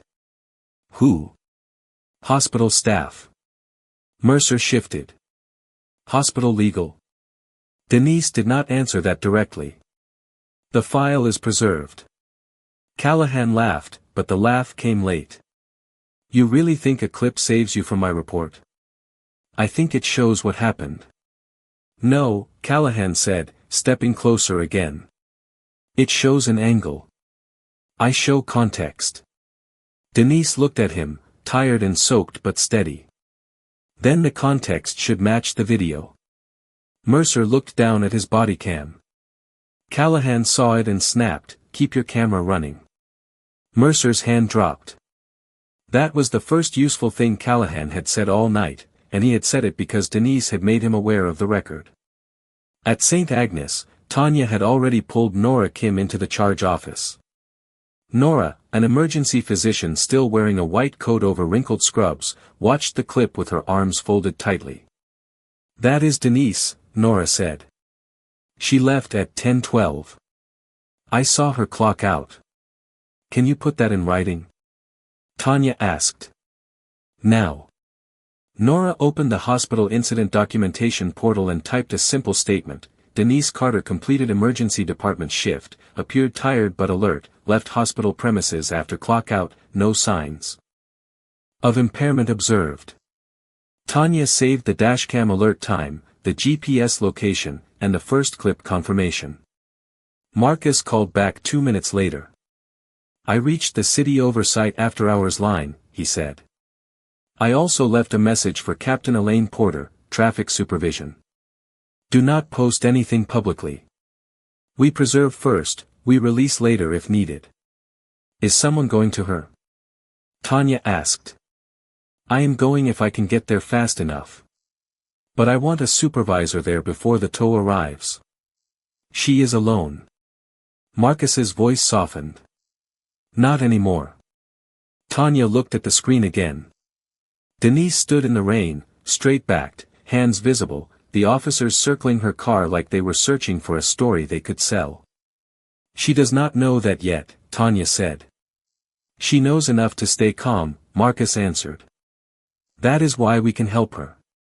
On the roadside, Denise heard Callahan speaking into his radio, changing his tone into the professional voice officers used when they knew someone else might review the recording. Unit 214 requesting supervisor for driver complaint and vehicle inventory issue. Denise looked at him. He did not meet her eyes. Mercer looked relieved for half a second, then hid it. Callahan turned back and pointed toward the guardrail. You got your supervisor request. Do not think that changes the stop. Denise said, I understand. Do not think your hospital friends change it either. I understand. And do not think that upload tells the whole story. Denise took a slow breath. Then tell the truth when they ask you. Callahan's jaw flexed. You still do not know when to stop. Denise looked toward her car. The dashcam's red light was still blinking. The cabin light still glowed. Her license and insurance still sat on the hood, damp at the corners. The mirror crack caught the cruiser lights in a thin silver line. I know exactly when to stop, she said. At stop signs. At red lights. On a safe shoulder when police lights come on. Before touching something I was told not to touch. Before writing something that did not happen. Mercer stared at her. Callahan stepped closer, then stopped himself because the body cam was still running and now he remembered it. That was the difference. A few minutes earlier, he believed Denise was just a tired black nurse on a wet roadside. Now he knew her words were leaving the scene. Her calm was no longer isolated. The cloud had carried the first piece of truth beyond his reach. Still, Callahan had not lost yet, and men like him were most dangerous when they felt control slipping. He turned away, walked to the cruiser, and opened the laptop again. Denise watched him begin typing. The supervisor was coming. Tanya had the clip. Marcus had the link. Nora had the shift statement. The emergency upload had worked. But the night was not over. Callahan was still writing, still choosing words, still trying to turn a cooperative nurse into a problem on paper. Denise stood under the rain and held her ground without moving, because sometimes strength was not a raised fist or a loud voice. Sometimes strength was keeping your hands visible while the truth traveled faster than the lie. The first evidence did not arrive at a courthouse, a police station, or a supervisor's desk. It arrived on a hospital phone while Denise Carter stood in the rain trying not to give two officers the reaction they were trying to write into existence. At St. Agnes Medical Center, Tanya Brooks stood in the charge nurse office with the door closed, one hand over her mouth and the other gripping her phone as the dashcam clip replayed for the third time. The video was not shaky. It was not emotional. It was worse for Callahan than that. It was clear. It showed the silver Camry pulled over under the street lamp, Denise standing with her hands visible, Officer Brent Callahan striking the hood hard enough to trigger the impact alert, and Officer Kyle Mercer near the rear door, describing Denise's behavior in words that did not match what the camera saw. Tanya saved the original cloud link without changing the file name. She took screenshots of the upload time, GPS location, and emergency marker. Then she sent the link to Marcus Reed, the civil rights attorney who had helped hospital staff understand how to preserve evidence without turning it into noise. Marcus was already moving. He opened the clip on his laptop in a quiet home office filled with old case folders, watched the first 30 seconds, then paused at the moment Callahan's palm hit the hood. There it is, he said under his breath, not with satisfaction, but with recognition. He had seen Callahan's name before. 2 complaints in the past year. One delivery driver accused of being evasive after asking why he had been stopped. One college student written up as nervous after refusing consent to a trunk search. Neither case had enough independent footage to overcome the report. Marcus opened a folder labeled BPD traffic complaints, searched Callahan, and found the old pattern waiting exactly where he remembered it. Different drivers. Different neighborhoods. Same language. Nervous demeanor. Evasive answers. Officer safety concern. Refused cooperation. Marcus did not call Denise first because calling her could make her reach for the phone, and he knew better than to create risk during a live stop. Instead, he called the city oversight after-hours line, gave the GPS location, identified himself, and requested immediate supervisor response due to possible property damage, disputed search basis, and preserved independent video. Then he called Captain Elaine Porter's office line and left a message with the kind of words supervisors understood: timestamped dashcam, hospital staff witness, potential body cam contradiction, and prior complaint pattern.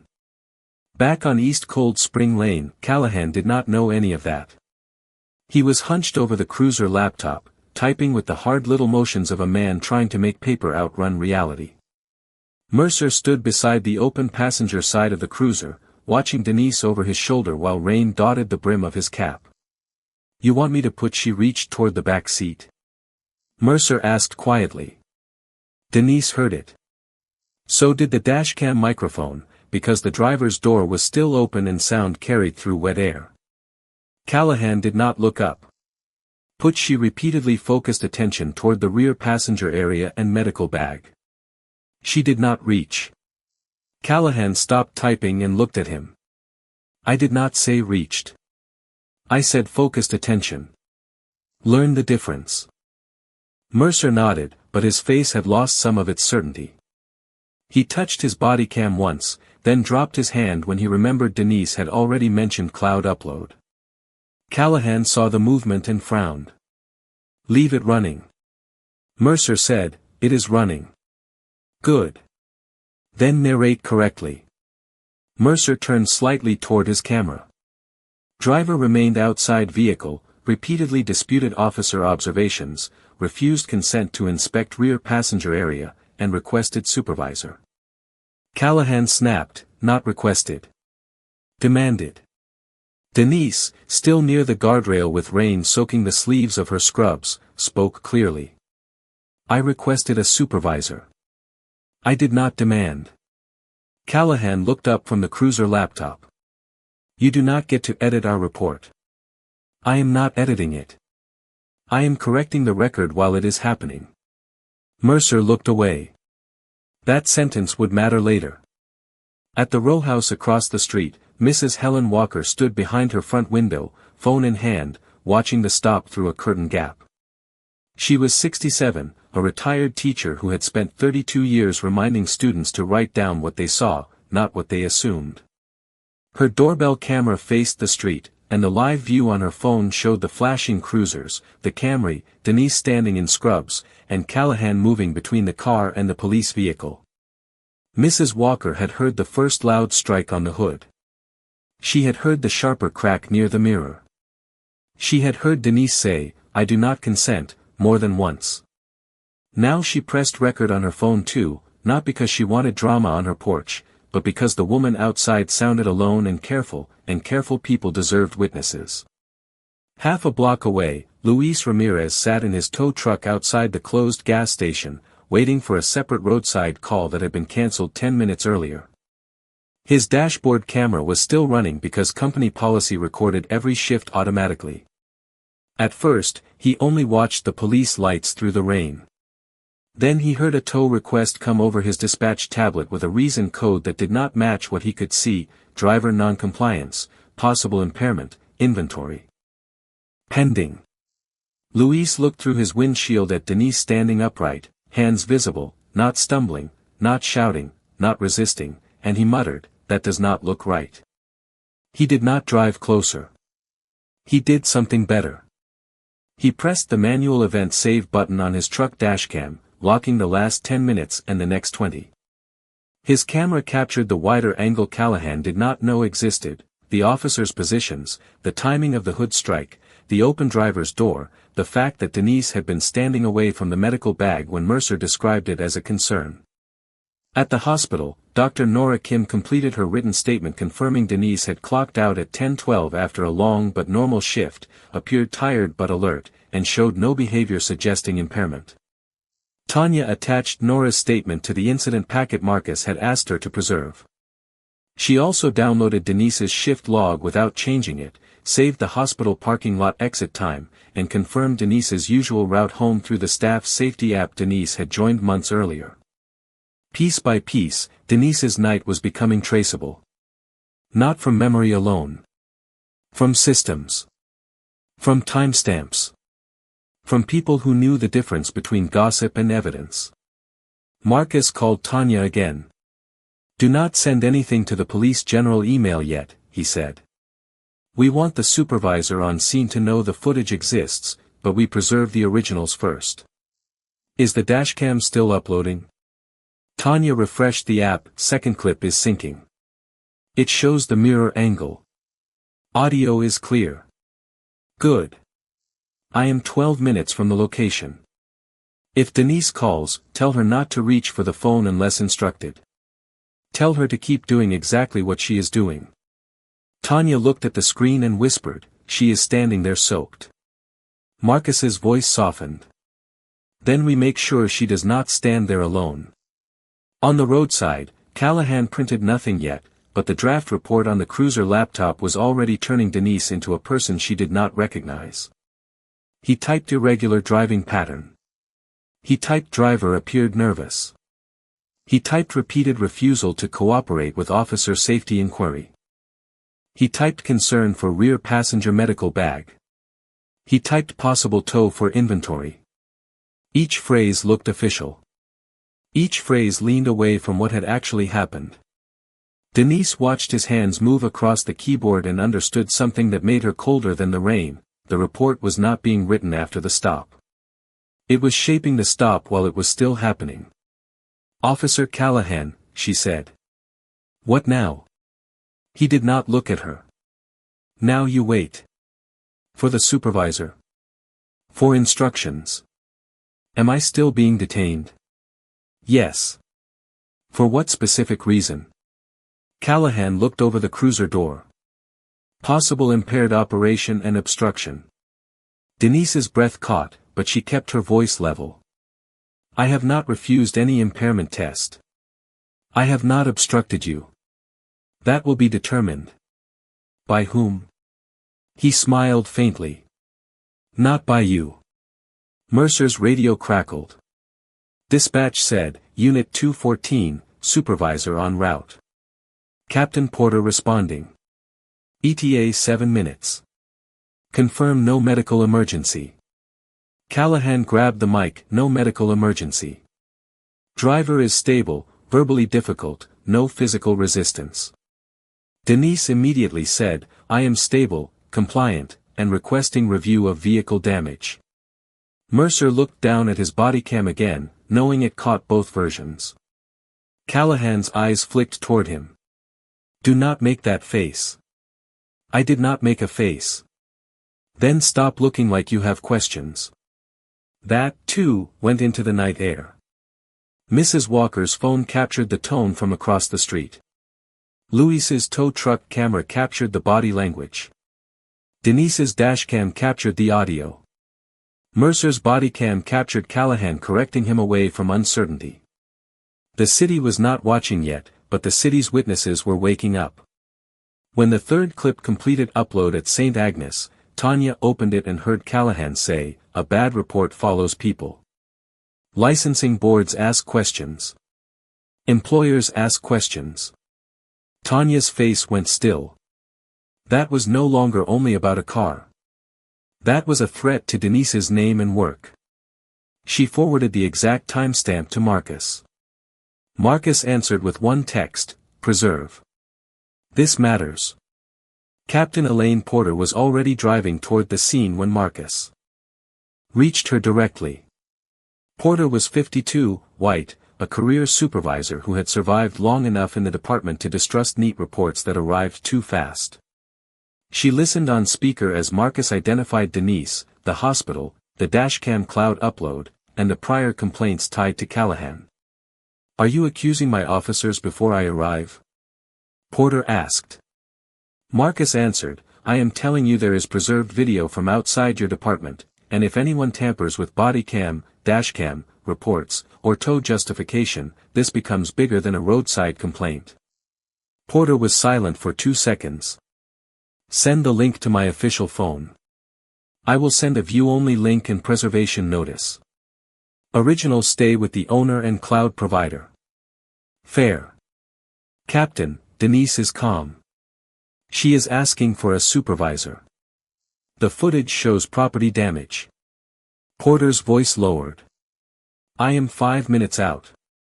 Callahan did not know Porter had already seen the first still frame when she pulled into traffic.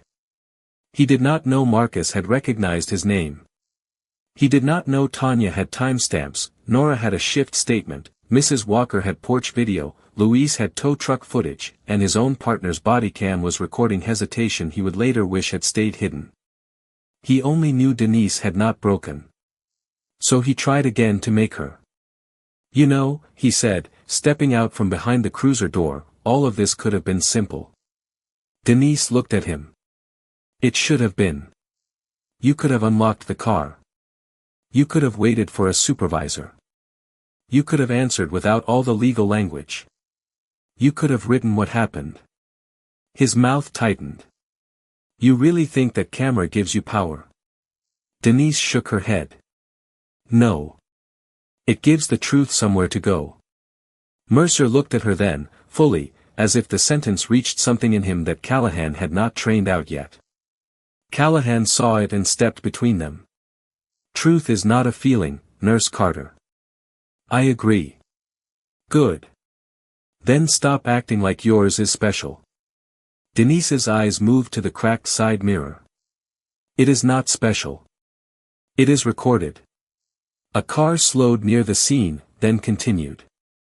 The rain began to ease. The wet street reflected the cruisers like broken ribbons of red and blue.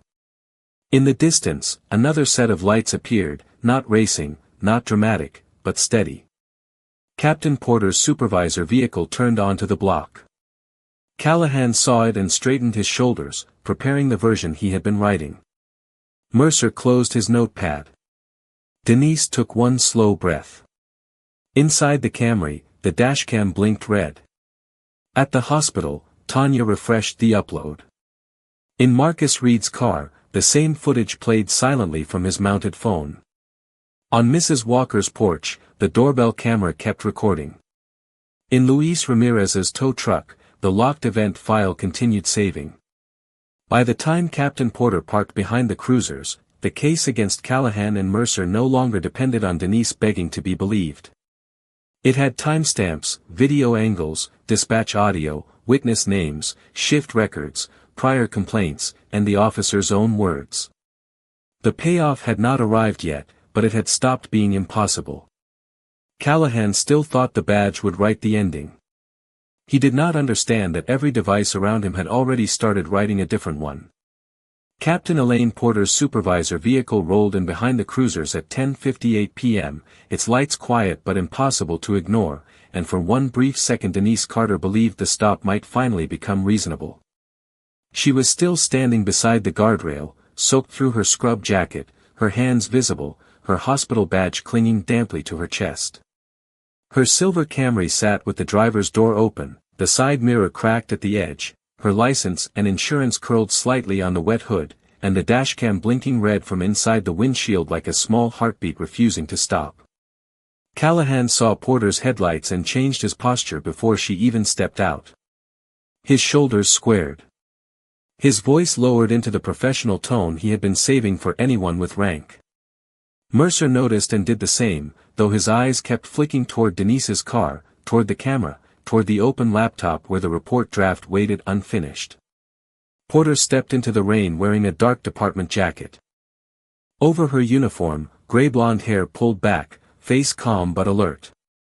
She looked first at Denise, then at the Camry, then at Callahan, then at Mercer, then at the open driver's door.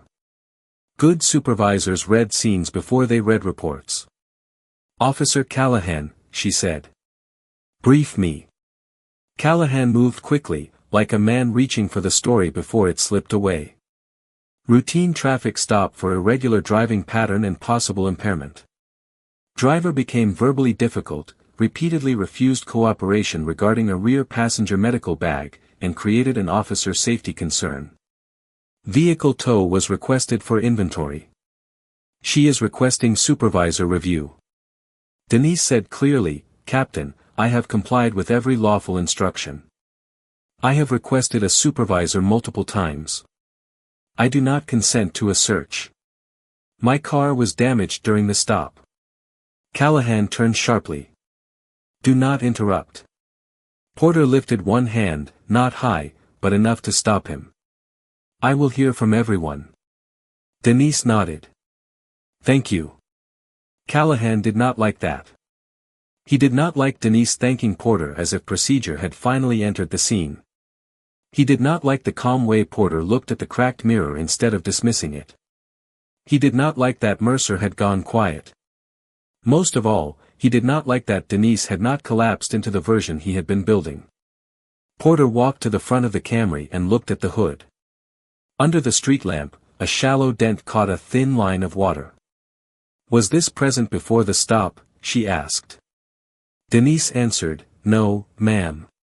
Callahan said, I checked the hood during the investigation. Porter looked at him. Checked it how? With my hand. Why? To assess the vehicle and maintain control of the scene.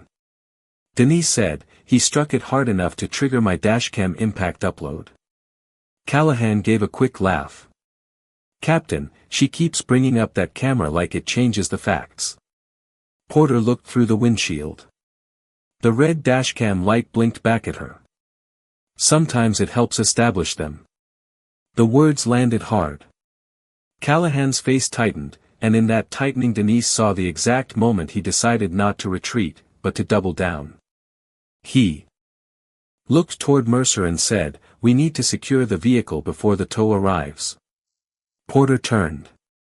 Tow is not proceeding until I review the basis. Callahan's jaw shifted. Captain, with respect, we have an unsecured medical bag in the rear passenger area, repeated refusal of consent, and a driver who has been attempting to control the stop from the beginning. Refusal of consent is not, by itself, a basis for tow. It is part of the totality. Then explain the totality without conclusions. Mercer looked down. Callahan hated that Porter had asked the question that way. He stepped toward the open driver's door. She is hiding something in that bag. Denise said, That is not true. Callahan pointed toward the car. There. That. Constant corrections. Constant interference. Denise took a slow breath. I am correcting false statements. Porter looked at Mercer. Officer Mercer, has the driver made any sudden movement toward the bag? Mercer hesitated. It was small, but everyone saw it. She looked toward the rear seat several times. That is not what I asked. Mercer swallowed.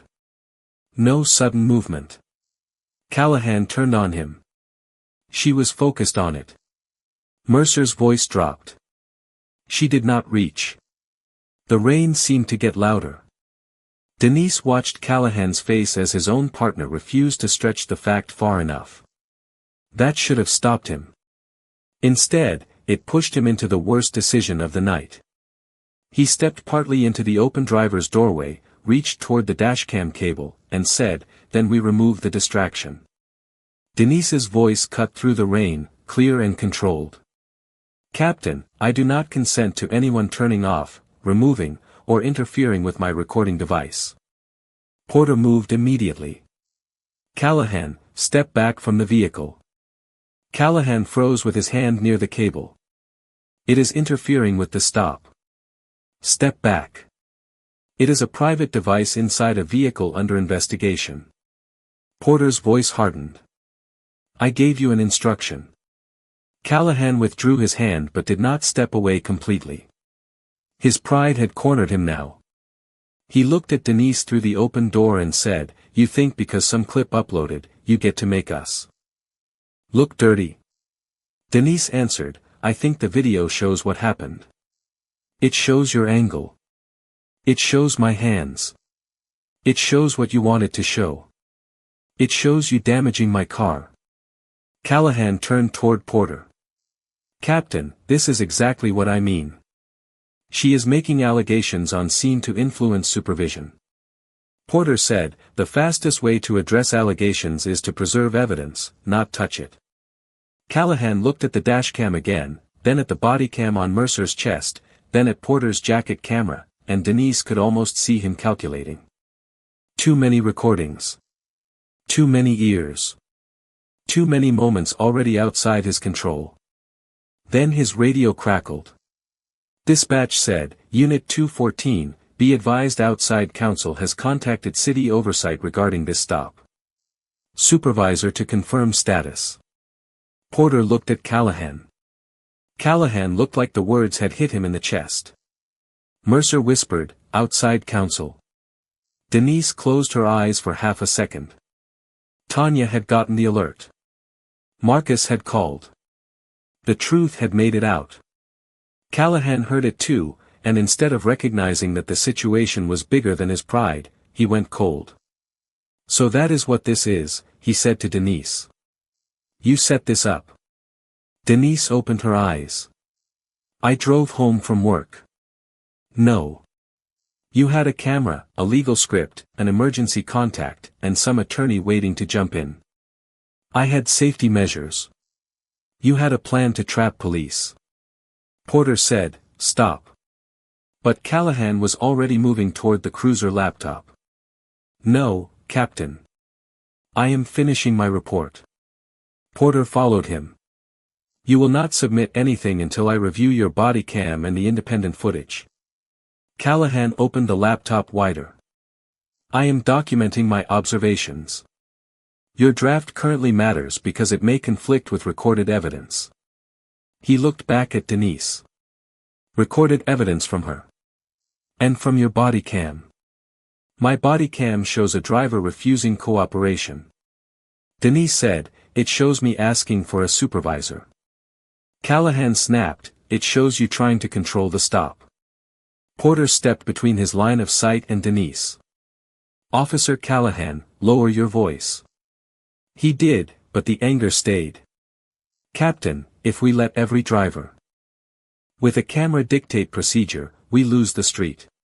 Porter's face became very still. No. We lose the street when procedure becomes whatever an officer needs after the fact. Mercer looked up at that. Denise felt the sentence settle over the scene. Callahan did too, and it frightened him enough to make him reckless again. He turned to Mercer. Add obstruction. Mercer stared at him. For what? For repeated interference, refusal of access, and attempting to manipulate the stop with third-party contact. Porter said, do not add obstruction. Callahan ignored her and reached for the laptop keyboard. Denise spoke clearly, because every microphone mattered now.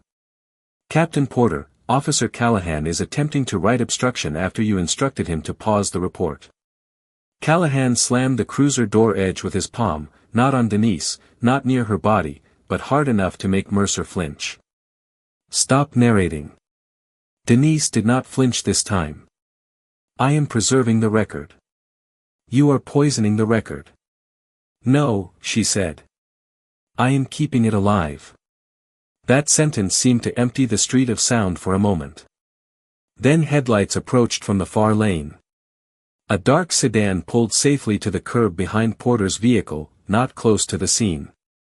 Marcus Reed stepped out holding his phone, both hands visible, staying well outside the officer's perimeter.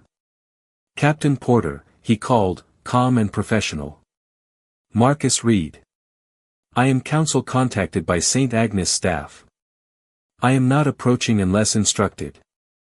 I have preserved cloud footage and can provide a view-only link. Callahan laughed in disbelief. Unbelievable. Porter looked at Marcus. Stay where you are. Send the link to my official number. Already sent. Callahan turned toward Porter.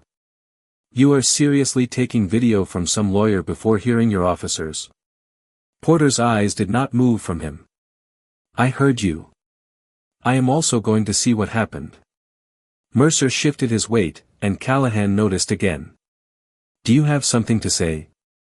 Mercer opened his mouth, then closed it. Porter looked at him. Officer Mercer. Callahan said, he does not. Denise watched Mercer's face. He was not innocent. He had helped. He had repeated words that were not true. But he had seen the edge now, and for the first time he looked afraid of crossing it. Callahan crossed it for him. "Fine," Callahan said. "If everyone wants clean procedure, then let us secure the car and wait for tow." Porter said, "The tow remains suspended." "Captain, there is still a bag in the rear seat. And no observed reach, no probable cause stated beyond refusal of consent, no impairment test, and independent footage pending. So we just leave potential evidence." Denise said, "It is a medical bag." Callahan looked at her. "Not according to my report." Porter's eyes sharpened. "What does that mean?" Callahan realized too late how it sounded. "It means I have concerns. Based on training and experience." Marcus called from the curb, still calm. "Captain, for the record, prior complaints involving Officer Callahan used that same phrasing in disputed searches." Callahan pointed toward him. "He is interfering." Marcus did not move. "I am standing outside the scene and speaking to the supervisor." Porter said, "Enough. Officer Callahan, step away from the laptop." He stared at her. "Captain. Step away. You are undermining me in front of a driver. I am supervising you in front of evidence." Callahan's face flushed under the cruiser lights. He took one step back from the laptop but kept talking. "This is how officers get hurt. A driver refuses, a supervisor gets soft, a lawyer starts barking from the curb, and suddenly the officer who made the stop is treated like the suspect." Denise looked at him, rain dripping from her sleeves. "No one made you damage my car." He turned on her. "No one made you difficult. I asked for a supervisor. You invited this. I drove home from work. You people always have a story." The words slipped out with the same ugly ease as every hidden thought that had guided the stop. Mercer closed his eyes briefly. Porter's head turned slowly. Marcus went still. Denise felt the phrase hit her, but she did not let it knock the truth out of her mouth. "Captain," she said, voice quiet but clear, "please note that statement." Porter did not look away from Callahan. "It is noted." Callahan tried to recover. "I meant people who plan complaints." Porter said, "You will stop speaking to the driver." "Captain, I am still the primary officer." "Not for long if you do not follow instructions." That should have ended it. It did not. Callahan looked at the dashcam one last time and said, "Cloud does not save you from my report." Denise looked back at him through the rain. "Maybe not. But it saves the truth from it." Mercer stared at the ground. Porter's phone buzzed in her hand. The cloud link from Marcus arrived. Tanya sent the hospital shift verification. Nora's statement came through. Another notification followed from Mrs. Walker's doorbell camera account, forwarded by Marcus after he received it from a neighborhood contact. Street view footage, same time stamp. Luis Ramirez sent his tow truck dashcam clip through the oversight line after hearing the tow request code. Porter's phone became the place where the story Callahan thought he owned began arriving from every direction. Callahan saw the notification stack and finally understood that the stop had escaped the shoulder. Still, he tried one more official move. "Captain, I am requesting that the driver be cited for failure to comply." Porter looked at Denise, who was standing soaked, hands visible, no raised voice, no sudden movement, no refusal except refusal to consent to a search. Then she looked at Callahan. "Denied pending review." "Then I want that denial documented." "It will be." "And my safety concerns?" "They will be compared to the footage." His face tightened. "Footage does not show what an officer feels." Porter's answer came like a door closing. "A badge does not turn a feeling into a fact." The street went silent except for rain and idling engines. That was the point of no return. Callahan had damaged the car, threatened Denise's license and job, tried to bend the report, moved toward the dashcam, ignored a supervisor, invoked obstruction without basis, and then used a phrase that revealed the bias under the procedure. There was no way to call it a misunderstanding anymore. Denise knew it. Marcus knew it. Mercer knew it. Porter knew it. And somewhere inside the Camry, the dashcam still blinked red, steady and patient, as if it had been waiting all night for the moment when the life finally ran out of road. Captain Porter did not open the dashcam link in the middle of the road like a curious spectator. She opened it like a supervisor who understood that one clean piece of evidence could either protect a good officer or expose a bad one. She stepped beneath the rear liftgate of her supervisor vehicle to shield the screen from the rain, held her phone in one hand, and turned her body so the cruiser lights did not glare across the display. Callahan stood a few feet away with his arms tight at his sides, still trying to look insulted instead of nervous. Mercer remained near the passenger side of the cruiser, quieter than he had been all night. Denise stood by the guardrail with rain dripping from her sleeves, hands still visible, watching Porter's face instead of the phone. Marcus Reed waited near the curb, outside the scene, his hands in plain view, saying nothing now because the video was about to speak louder than he could. The first clip loaded. The timestamp appeared. The GPS marker matched the stop location. The camera view showed Denise's dashboard, the wet windshield, the open road, the cruiser lights, and Callahan approaching the window. The cabin audio was clear enough to catch Denise's voice saying, "My hands are visible. My documents are in the car. I am waiting for instructions." Porter's expression did not change, but her thumb stopped moving. Callahan cleared his throat. "Captain, that is only the beginning. It does not show the totality." Porter did not look up. "I know where the beginning is." The clip continued. Denise asked to reach for her license. She placed the documents where instructed. She answered where she was coming from. She stated that she would comply but did not consent to a search. Then Callahan's voice came through the speaker, sharper than he seemed to remember. "You took one legal phrase off the internet and now you think you run the stop." Denise's face tightened only slightly on the video, but her hands remained visible. Porter's eyes lifted briefly toward Callahan, then returned to the screen. The second clip opened from the emergency impact file. The angle showed Callahan stepping to the hood. His palm came down hard enough to make the camera shake.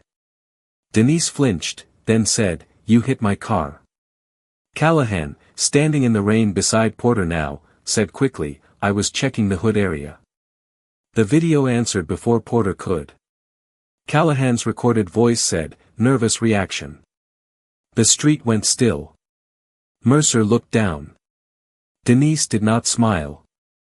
This was not entertainment to her. It was the first time the truth was being allowed to stand without her holding it up alone. Porter played the next section. Mercer's voice on scene said, "Driver is focused on rear seat area and medical bag." Denise's recorded voice replied, "I am looking at you because you are standing beside my door." Then Callahan's voice cut in, shaping the report before anything had happened, "Driver is being evasive and escalating."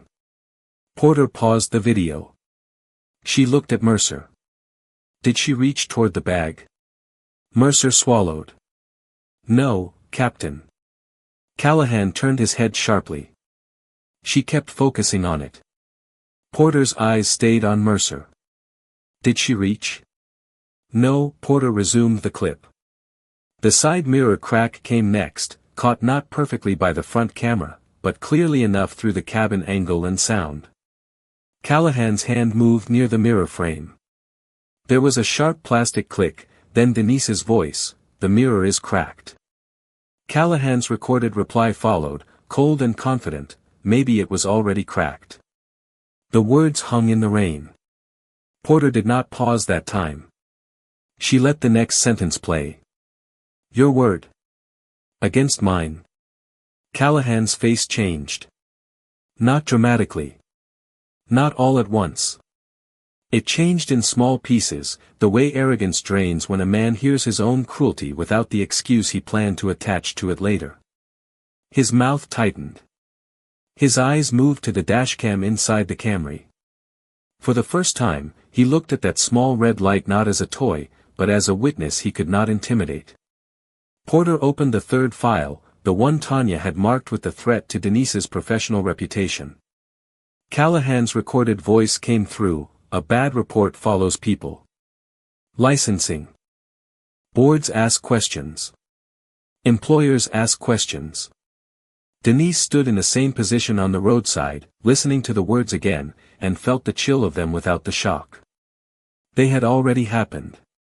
Now they were no longer trapped inside her memory. Marcus finally spoke from the curb, calm and controlled.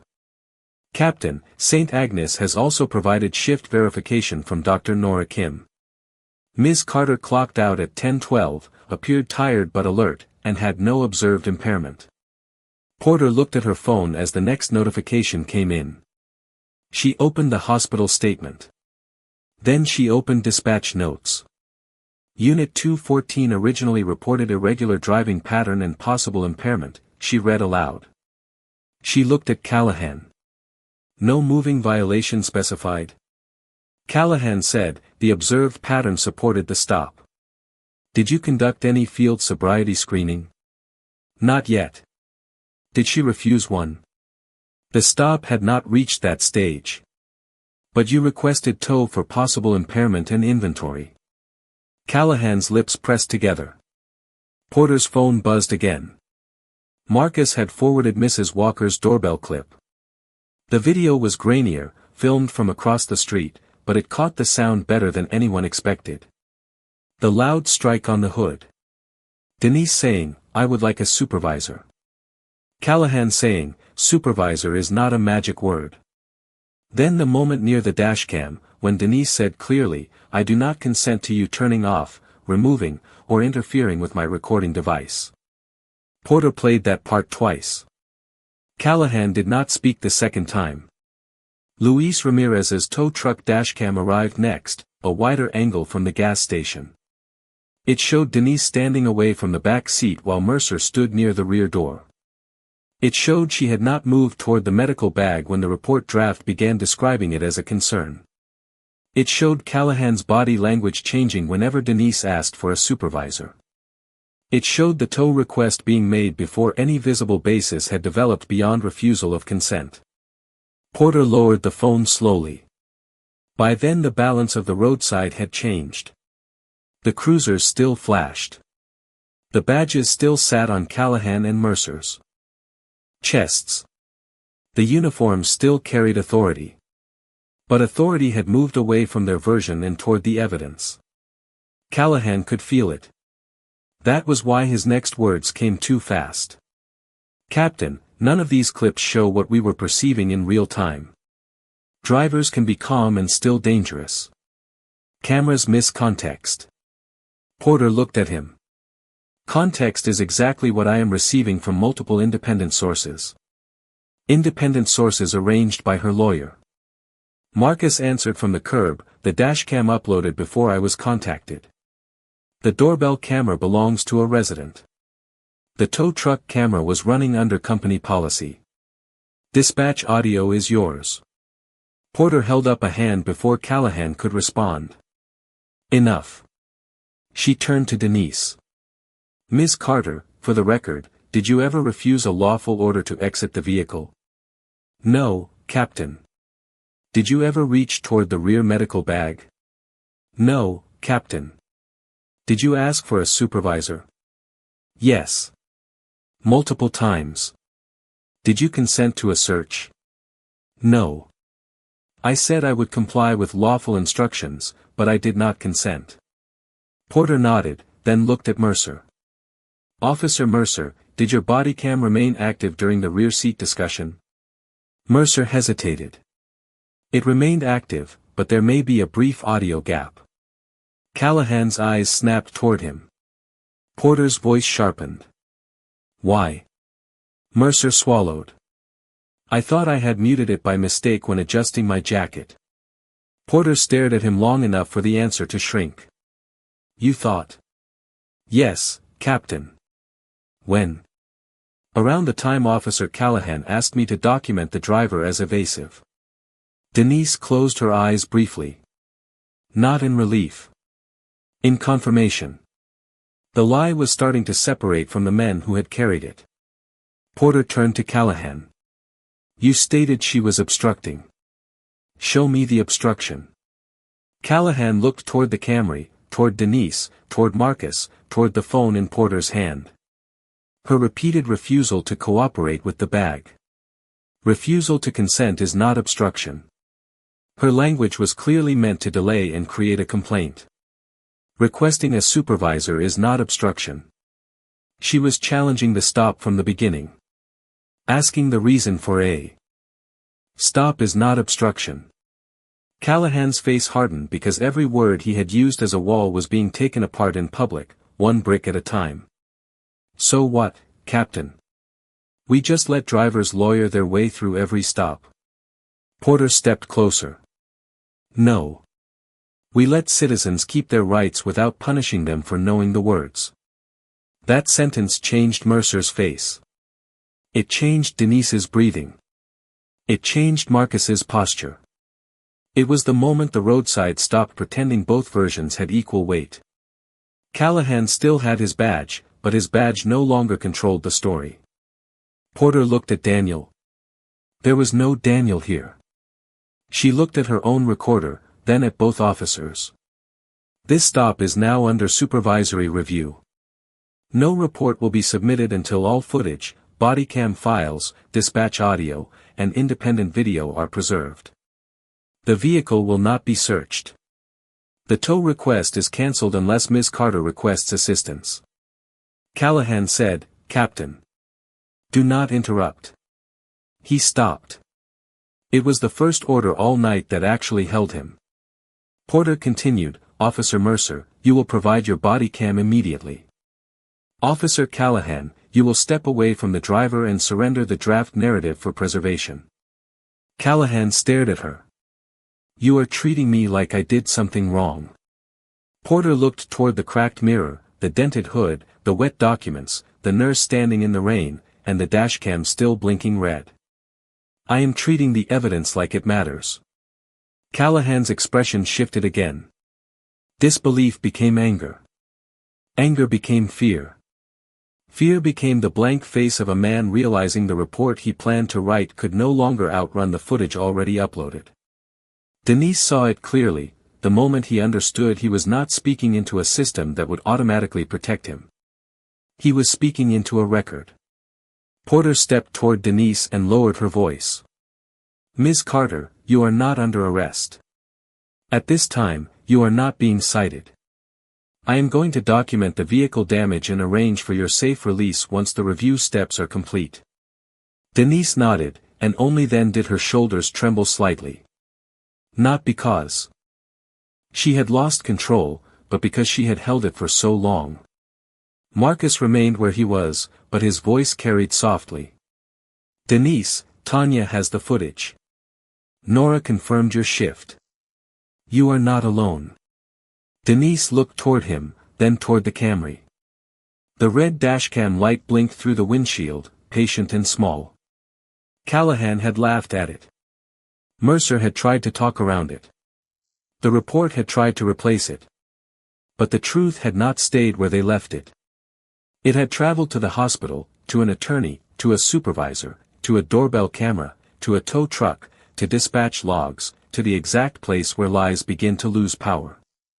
Porter turned back to Callahan and Mercer. Gentlemen, your badges are not deciding the facts tonight. The footage is. And under the wet Baltimore streetlights, with rain easing into mist and the cruisers still flashing, Officer Brent Callahan finally looked at Denise Carter not like a driver he could control, but like the witness he had underestimated from the first moment he saw her scrubs. Captain Porter did not let the roadside turn into a shouting match after the footage took control of the night. That was the first sign that the power had truly shifted. She closed the dashcam link on her phone, not because she had seen enough to forget it, but because she had seen enough to begin procedure.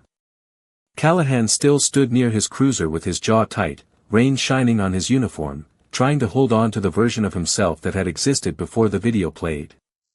Mercer looked younger than he had an hour earlier, his confidence thinning under the weight of every word his body cam had captured.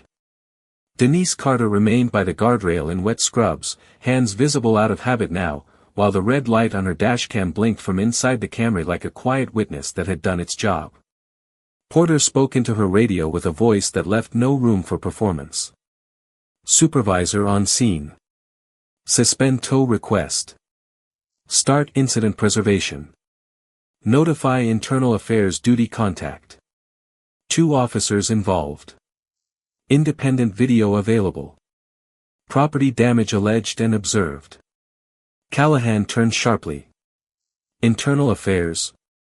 Captain, you have not even taken my full statement. Porter looked at him. I am preserving your full statement by stopping you from changing it after seeing the footage. That sentence landed harder than an accusation because it was not emotional. It was procedural. Mercer looked down at the wet pavement. Callahan opened his mouth again, but Porter pointed toward the cruiser hood. Place your body cam on the hood. Both of you. Mercer obeyed first. He unclipped the body cam with careful fingers and set it on the cruiser hood beneath the flashing lights. Callahan did not move. Captain, this is unnecessary. Officer Callahan, place your body cam on the hood. You are treating me like a criminal. I am treating this like a misconduct review. Do not make it something else. Slowly, Callahan unclipped his body cam and set it beside Mercer's. The 2 small devices sat on the wet hood, lenses dark, no longer tools they could narrate through but evidence that would be reviewed by people outside their control. Porter then ordered Mercer to hand over the cruiser keys. Mercer blinked. For the vehicle. For Unit 214. This unit is not leaving with either of you tonight. Mercer handed them over immediately. Callahan stared. You are taking us off the road? Porter's eyes did not move. Yes. The word was simple, and for the first time that night, Callahan had no phrase big enough to cover it. Porter continued. Officer Mercer, you are relieved from field duty pending review. Officer Callahan, you are relieved from field duty pending internal affairs investigation. Both of you will be transported back by a supervisor. You will not complete or submit any report on this stop until IA instructs you. Your draft narrative will be preserved as it exists right now. Callahan's face flushed. That draft is incomplete. Marcus Reed, still standing outside the scene, said calmly, that is why it matters. Porter did not look at Marcus, but she did not correct him. She turned to Denise. Ms. Carter, I am going to document the damage to your vehicle now. You are not being cited. You are not being detained for any criminal offense. You are free to contact counsel, and you will receive the incident number. Before you leave. Denise's breath caught, but she held herself steady. Thank you, Captain. Porter walked around the Camry with her phone and department camera, photographing the hood dent, the cracked side mirror, the position of Denise's documents on the wet hood, the open driver's door, the dashcam mount, and the medical bag still untouched in the rear seat. She spoke each detail aloud for the record. Observed shallow dent on hood surface consistent with fresh impact. Observed crack on driver side mirror edge. Driver documents wet on hood. Driver states no consent to search. No search conducted under my supervision. Medical bag remains closed in rear passenger seat. Callahan stared at the bag like it had betrayed him by being ordinary. Mercer would not look at it at all. Porter asked Denise if she wanted a tow for safety because of the mirror damage. Denise looked at the Camry, then at Marcus. If the vehicle is safe to drive, I want to go home. Porter nodded. We will have the damage noted and city risk management notified. You will not pay for the tow that was requested against your objection. The tow request is cancelled. Luis Ramirez, the tow truck driver, stepped forward from a respectful distance after Porter called him over. He gave his name, company, and told Porter that his dashcam had been recording before the tow request came through. He explained that he had saved the event file because the reason code did not match what he saw. Porter took his statement and directed him to send the original file to the Internal Affairs Evidence Portal. Mrs. Helen Walker, wrapped in a raincoat over house clothes, came down from her porch only after Marcus waved to her and Porter invited her closer. She was careful, dignified, and direct. "I heard the hood strike from my living room," she said. "I heard that woman ask for a supervisor more than once. My doorbell camera recorded the street." Porter took her contact information and thanked her. Mrs. Walker looked at Denise and said softly, "Baby, you did everything right." Denise pressed her lips together because those words almost broke the control she had held for too long. "Thank you, ma'am." The next consequence came through Porter's phone. Internal Affairs confirmed receipt of the Dashcam link, hospital shift statement, dispatch log request, and supervisor field notes. They instructed Porter to secure all body cam files, cruiser dash video, the draft report, radio traffic, tow request data, and any personal notes created by Callahan or Mercer. Porter read the instruction aloud so no one could pretend confusion later. Callahan said, "I want union representation." Porter nodded. "You will have it. You are still relieved from duty tonight." He looked toward Denise then, but not with power anymore. With blame. "You ruined my career over a traffic stop." Denise stood straighter despite the cold. "I did not write your words. I did not hit my car. I did not ask your partner to misstate what I did. I did not call a tow. I did not threaten my nursing license. I only kept the camera on." The truth was so clean that even Callahan looked away. Porter instructed another supervisor to arrive and transport both officers. When the second supervisor's vehicle pulled in, the moment became undeniable. Callahan and Mercer were told to remove themselves from direct traffic duties, surrender their active patrol assignment, and return to the precinct for administrative processing. Their badges were not physically taken as punishment on the roadside, but their badge status was immediately restricted pending review. That mattered more than symbolism. It meant they could not conduct stops, could not return to patrol, could not file the final report alone, and could not touch the evidence chain. The authority they had used to hold Denise in the rain was suspended before midnight. Mercer looked shaken as he walked toward the supervisor vehicle. Callahan tried to keep his chin high, but the street had already seen too much. The dashcam had seen too much. The city systems had started moving. Before he left, Porter told him, "Do not contact Ms. Carter. Do not contact witnesses. Do not discuss the evidence with Officer Mercer except through representation. IA will schedule interviews." Callahan gave no answer. He climbed into the rear of the supervisor vehicle, not arrested, not dragged away, but removed from power by the process he thought he controlled. For Denise, the payoff did not feel like cheering.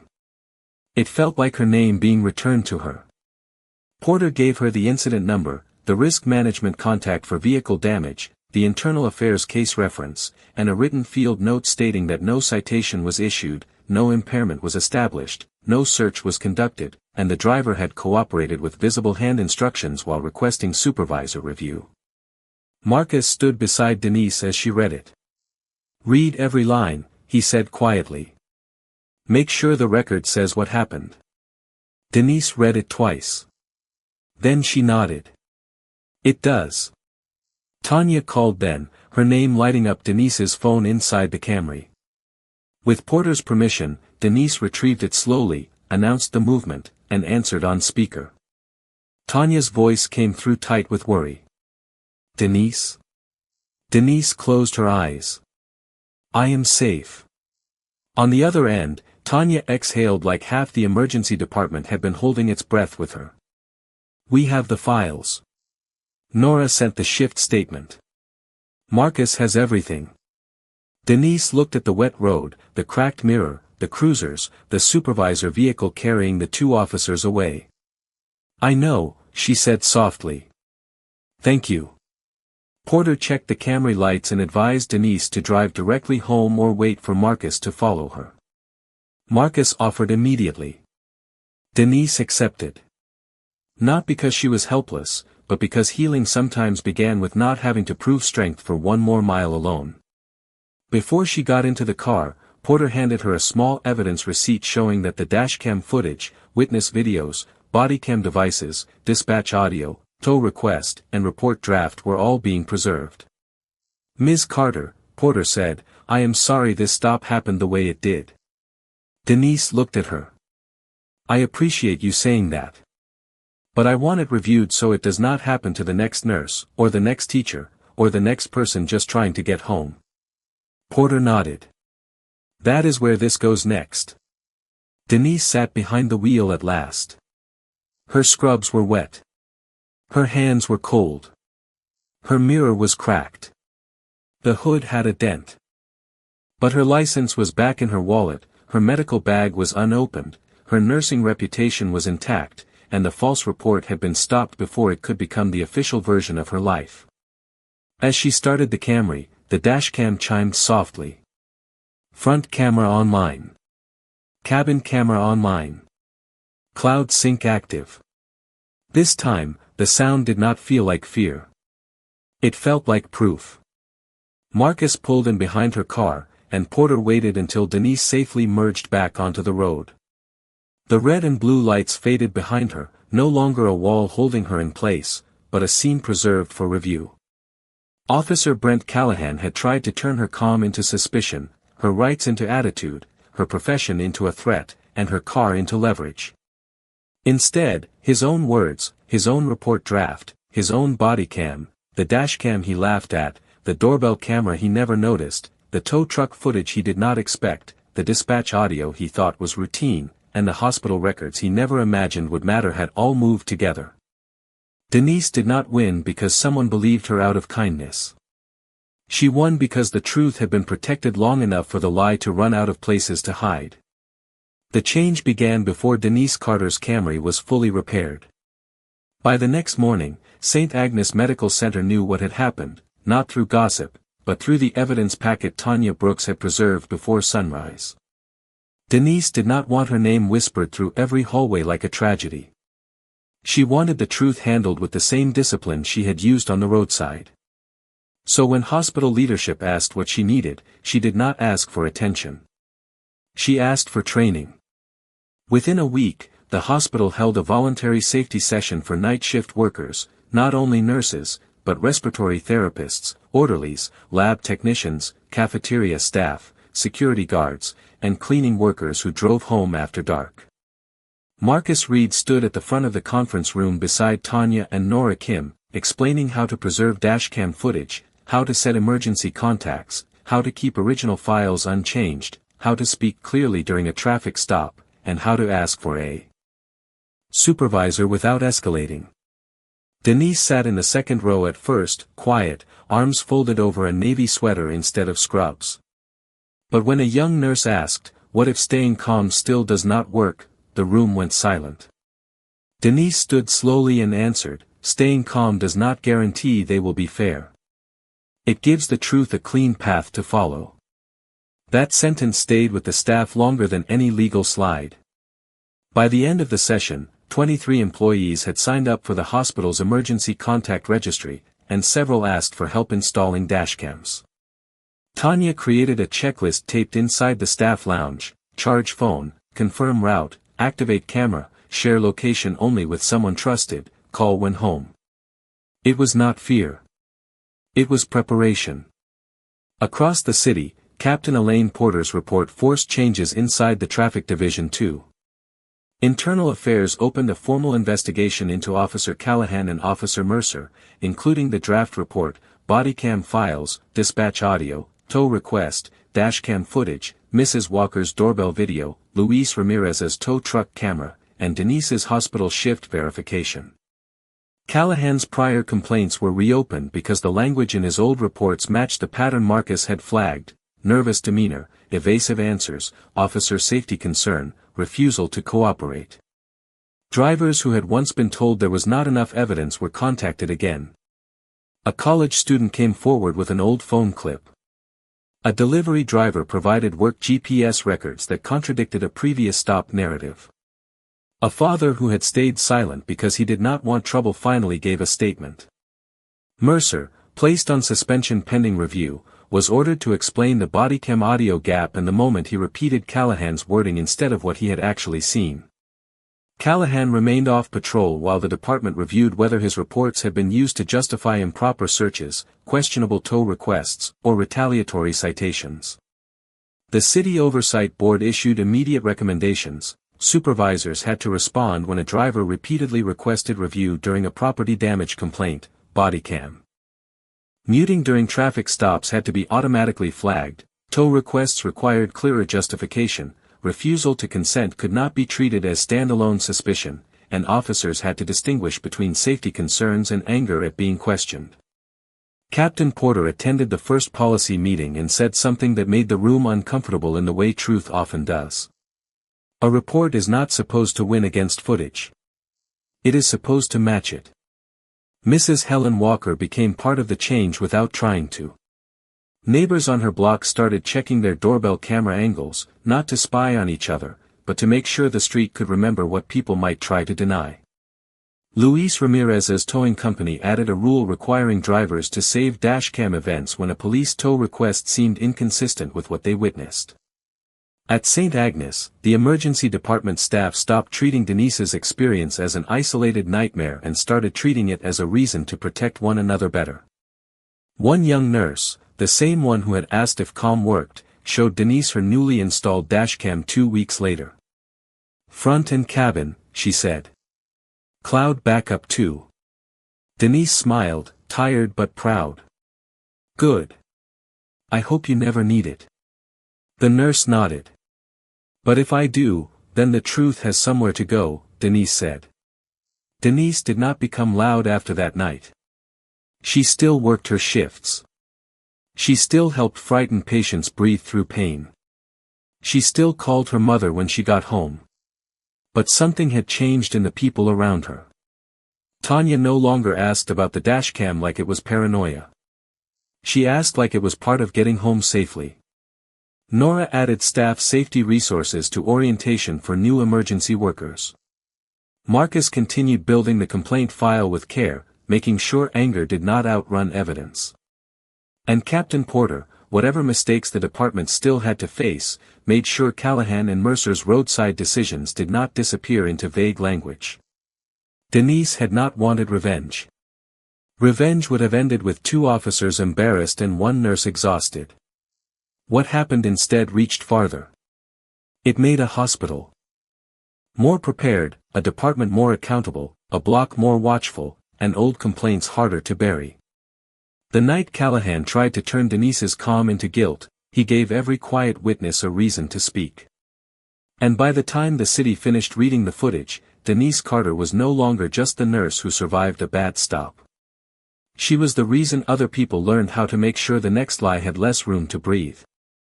3 weeks after the stop, Denise Carter picked up her repaired Camry from a small body shop on the east side of Baltimore just as the evening sky turned pale gold above the wet rooftops. The dent on the hood was gone. The driver's side mirror had been replaced. The silver paint reflected the streetlights cleanly again, but Denise still stood beside the car for a long moment before opening the door. Healing did not always arrive when the damage disappeared. Sometimes the body remembered the sound before the mind could tell it the danger was over. Marcus Reed had offered to come with her, and Tanya had asked twice if she wanted a ride, but Denise came alone because some roads had to be taken back 1 mile at a time. She slid into the driver's seat, placed her nurse bag on the back seat, clipped her phone into the mount, and started the engine. The dashcam chimed softly. Front camera online. Cabin camera online. Cloud sync active. The small red light blinked near the rearview mirror, steady and quiet. Denise looked at it and did not feel the same fear she had felt that night. She felt respect. Not for the machine itself, but for what it had protected when her voice was almost buried under a badge, a report, and rain. She drove out of the body shop lot slowly, both hands on the wheel, her hospital badge resting in the cup holder instead of hanging from her neck. She had just finished a shorter shift this time, only 8 hours, but the familiar tiredness was still there, the ache in her feet, the weight behind her eyes, the quiet tenderness that came after helping strangers through pain. At the first red light, she saw a young nurse from St. Agnes in the next lane, wearing scrubs under a jacket, a new dashcam visible on her windshield. The young woman recognized Denise and raised 2 fingers in a small wave. Denise smiled and waved back. Nothing dramatic passed between them. No speech. No applause. Just 2 women on their way home, a little less alone than before. Denise continued toward East Cold Spring Lane. When the old intersection appeared ahead, her fingers tightened slightly on the steering wheel. The street lamp was still there. The row house porch where Mrs. Walker had watched was still there. The closed gas station where Louise had parked his tow truck was still there. The shoulder looked smaller than she remembered, almost ordinary, as if it had never held all that fear. Denise slowed, signaled, and pulled safely into the right lane without stopping. The dashcam blinked. The road stayed quiet. No cruiser lights filled the windshield. No voice ordered her out into the rain. No one tried to turn her calm into suspicion. She passed the spot once, then kept driving. That was enough. Her phone rang through the car's speakers before she reached home. It was her mother. Denise answered with a softness she had missed in herself. "Hey, Mama. You off work?" her mother asked. "Yes, ma'am. I am almost home." "You sound better." Denise looked at the road ahead, where the last light of sunset stretched across the windshield. "I think I am getting there." Her mother was quiet for a moment. "You still got that camera on?" Denise smiled. "Every drive." "Good. But I hope one day you only need it for sunsets." Denise glanced at the red light, then at the open sky beyond the traffic signal. "Me too." When she reached her house, the porch light was already on. She parked, turned off the engine, and sat in the quiet for a few seconds after the dashcam finished saving the trip. Then she gathered her bag, stepped onto the walkway, and looked back at the Camry. It was only a car, old and practical, but it had carried her through the night someone tried to take her name from her and write a different one in its place. Now it sat repaired beneath the porch light, not perfect, but whole. Inside, Denise took off her shoes by the door, hung her hospital badge on the hook, and placed her stethoscope on the kitchen table. She warmed a bowl of soup, called Tanya to say she was home, then sent Marcus a simple message, made it back safe. Before bed, she opened the Dashcam app and checked the trip file. There was nothing unusual in it. Just road, headlights, traffic signals, and the soft sound of her own breathing. For the first time, ordinary felt like a victory. Denise closed the app and stood by the window, looking out at the quiet street. She was still a nurse. She would still work long shifts. She would still drive home tired under Baltimore lights. But now she knew the truth did not have to beg for permission to exist. It only needed to be protected long enough to be heard. A badge could stop a car, a report could bend a moment, and fear could make a lonely road feel endless. But dignity could survive all of that. And when Denise turned off the kitchen light, the small red glow from the dashcam outside faded into the dark, not as a warning anymore, but as a promise that the next time someone tried to rewrite the truth, it would already know the way home.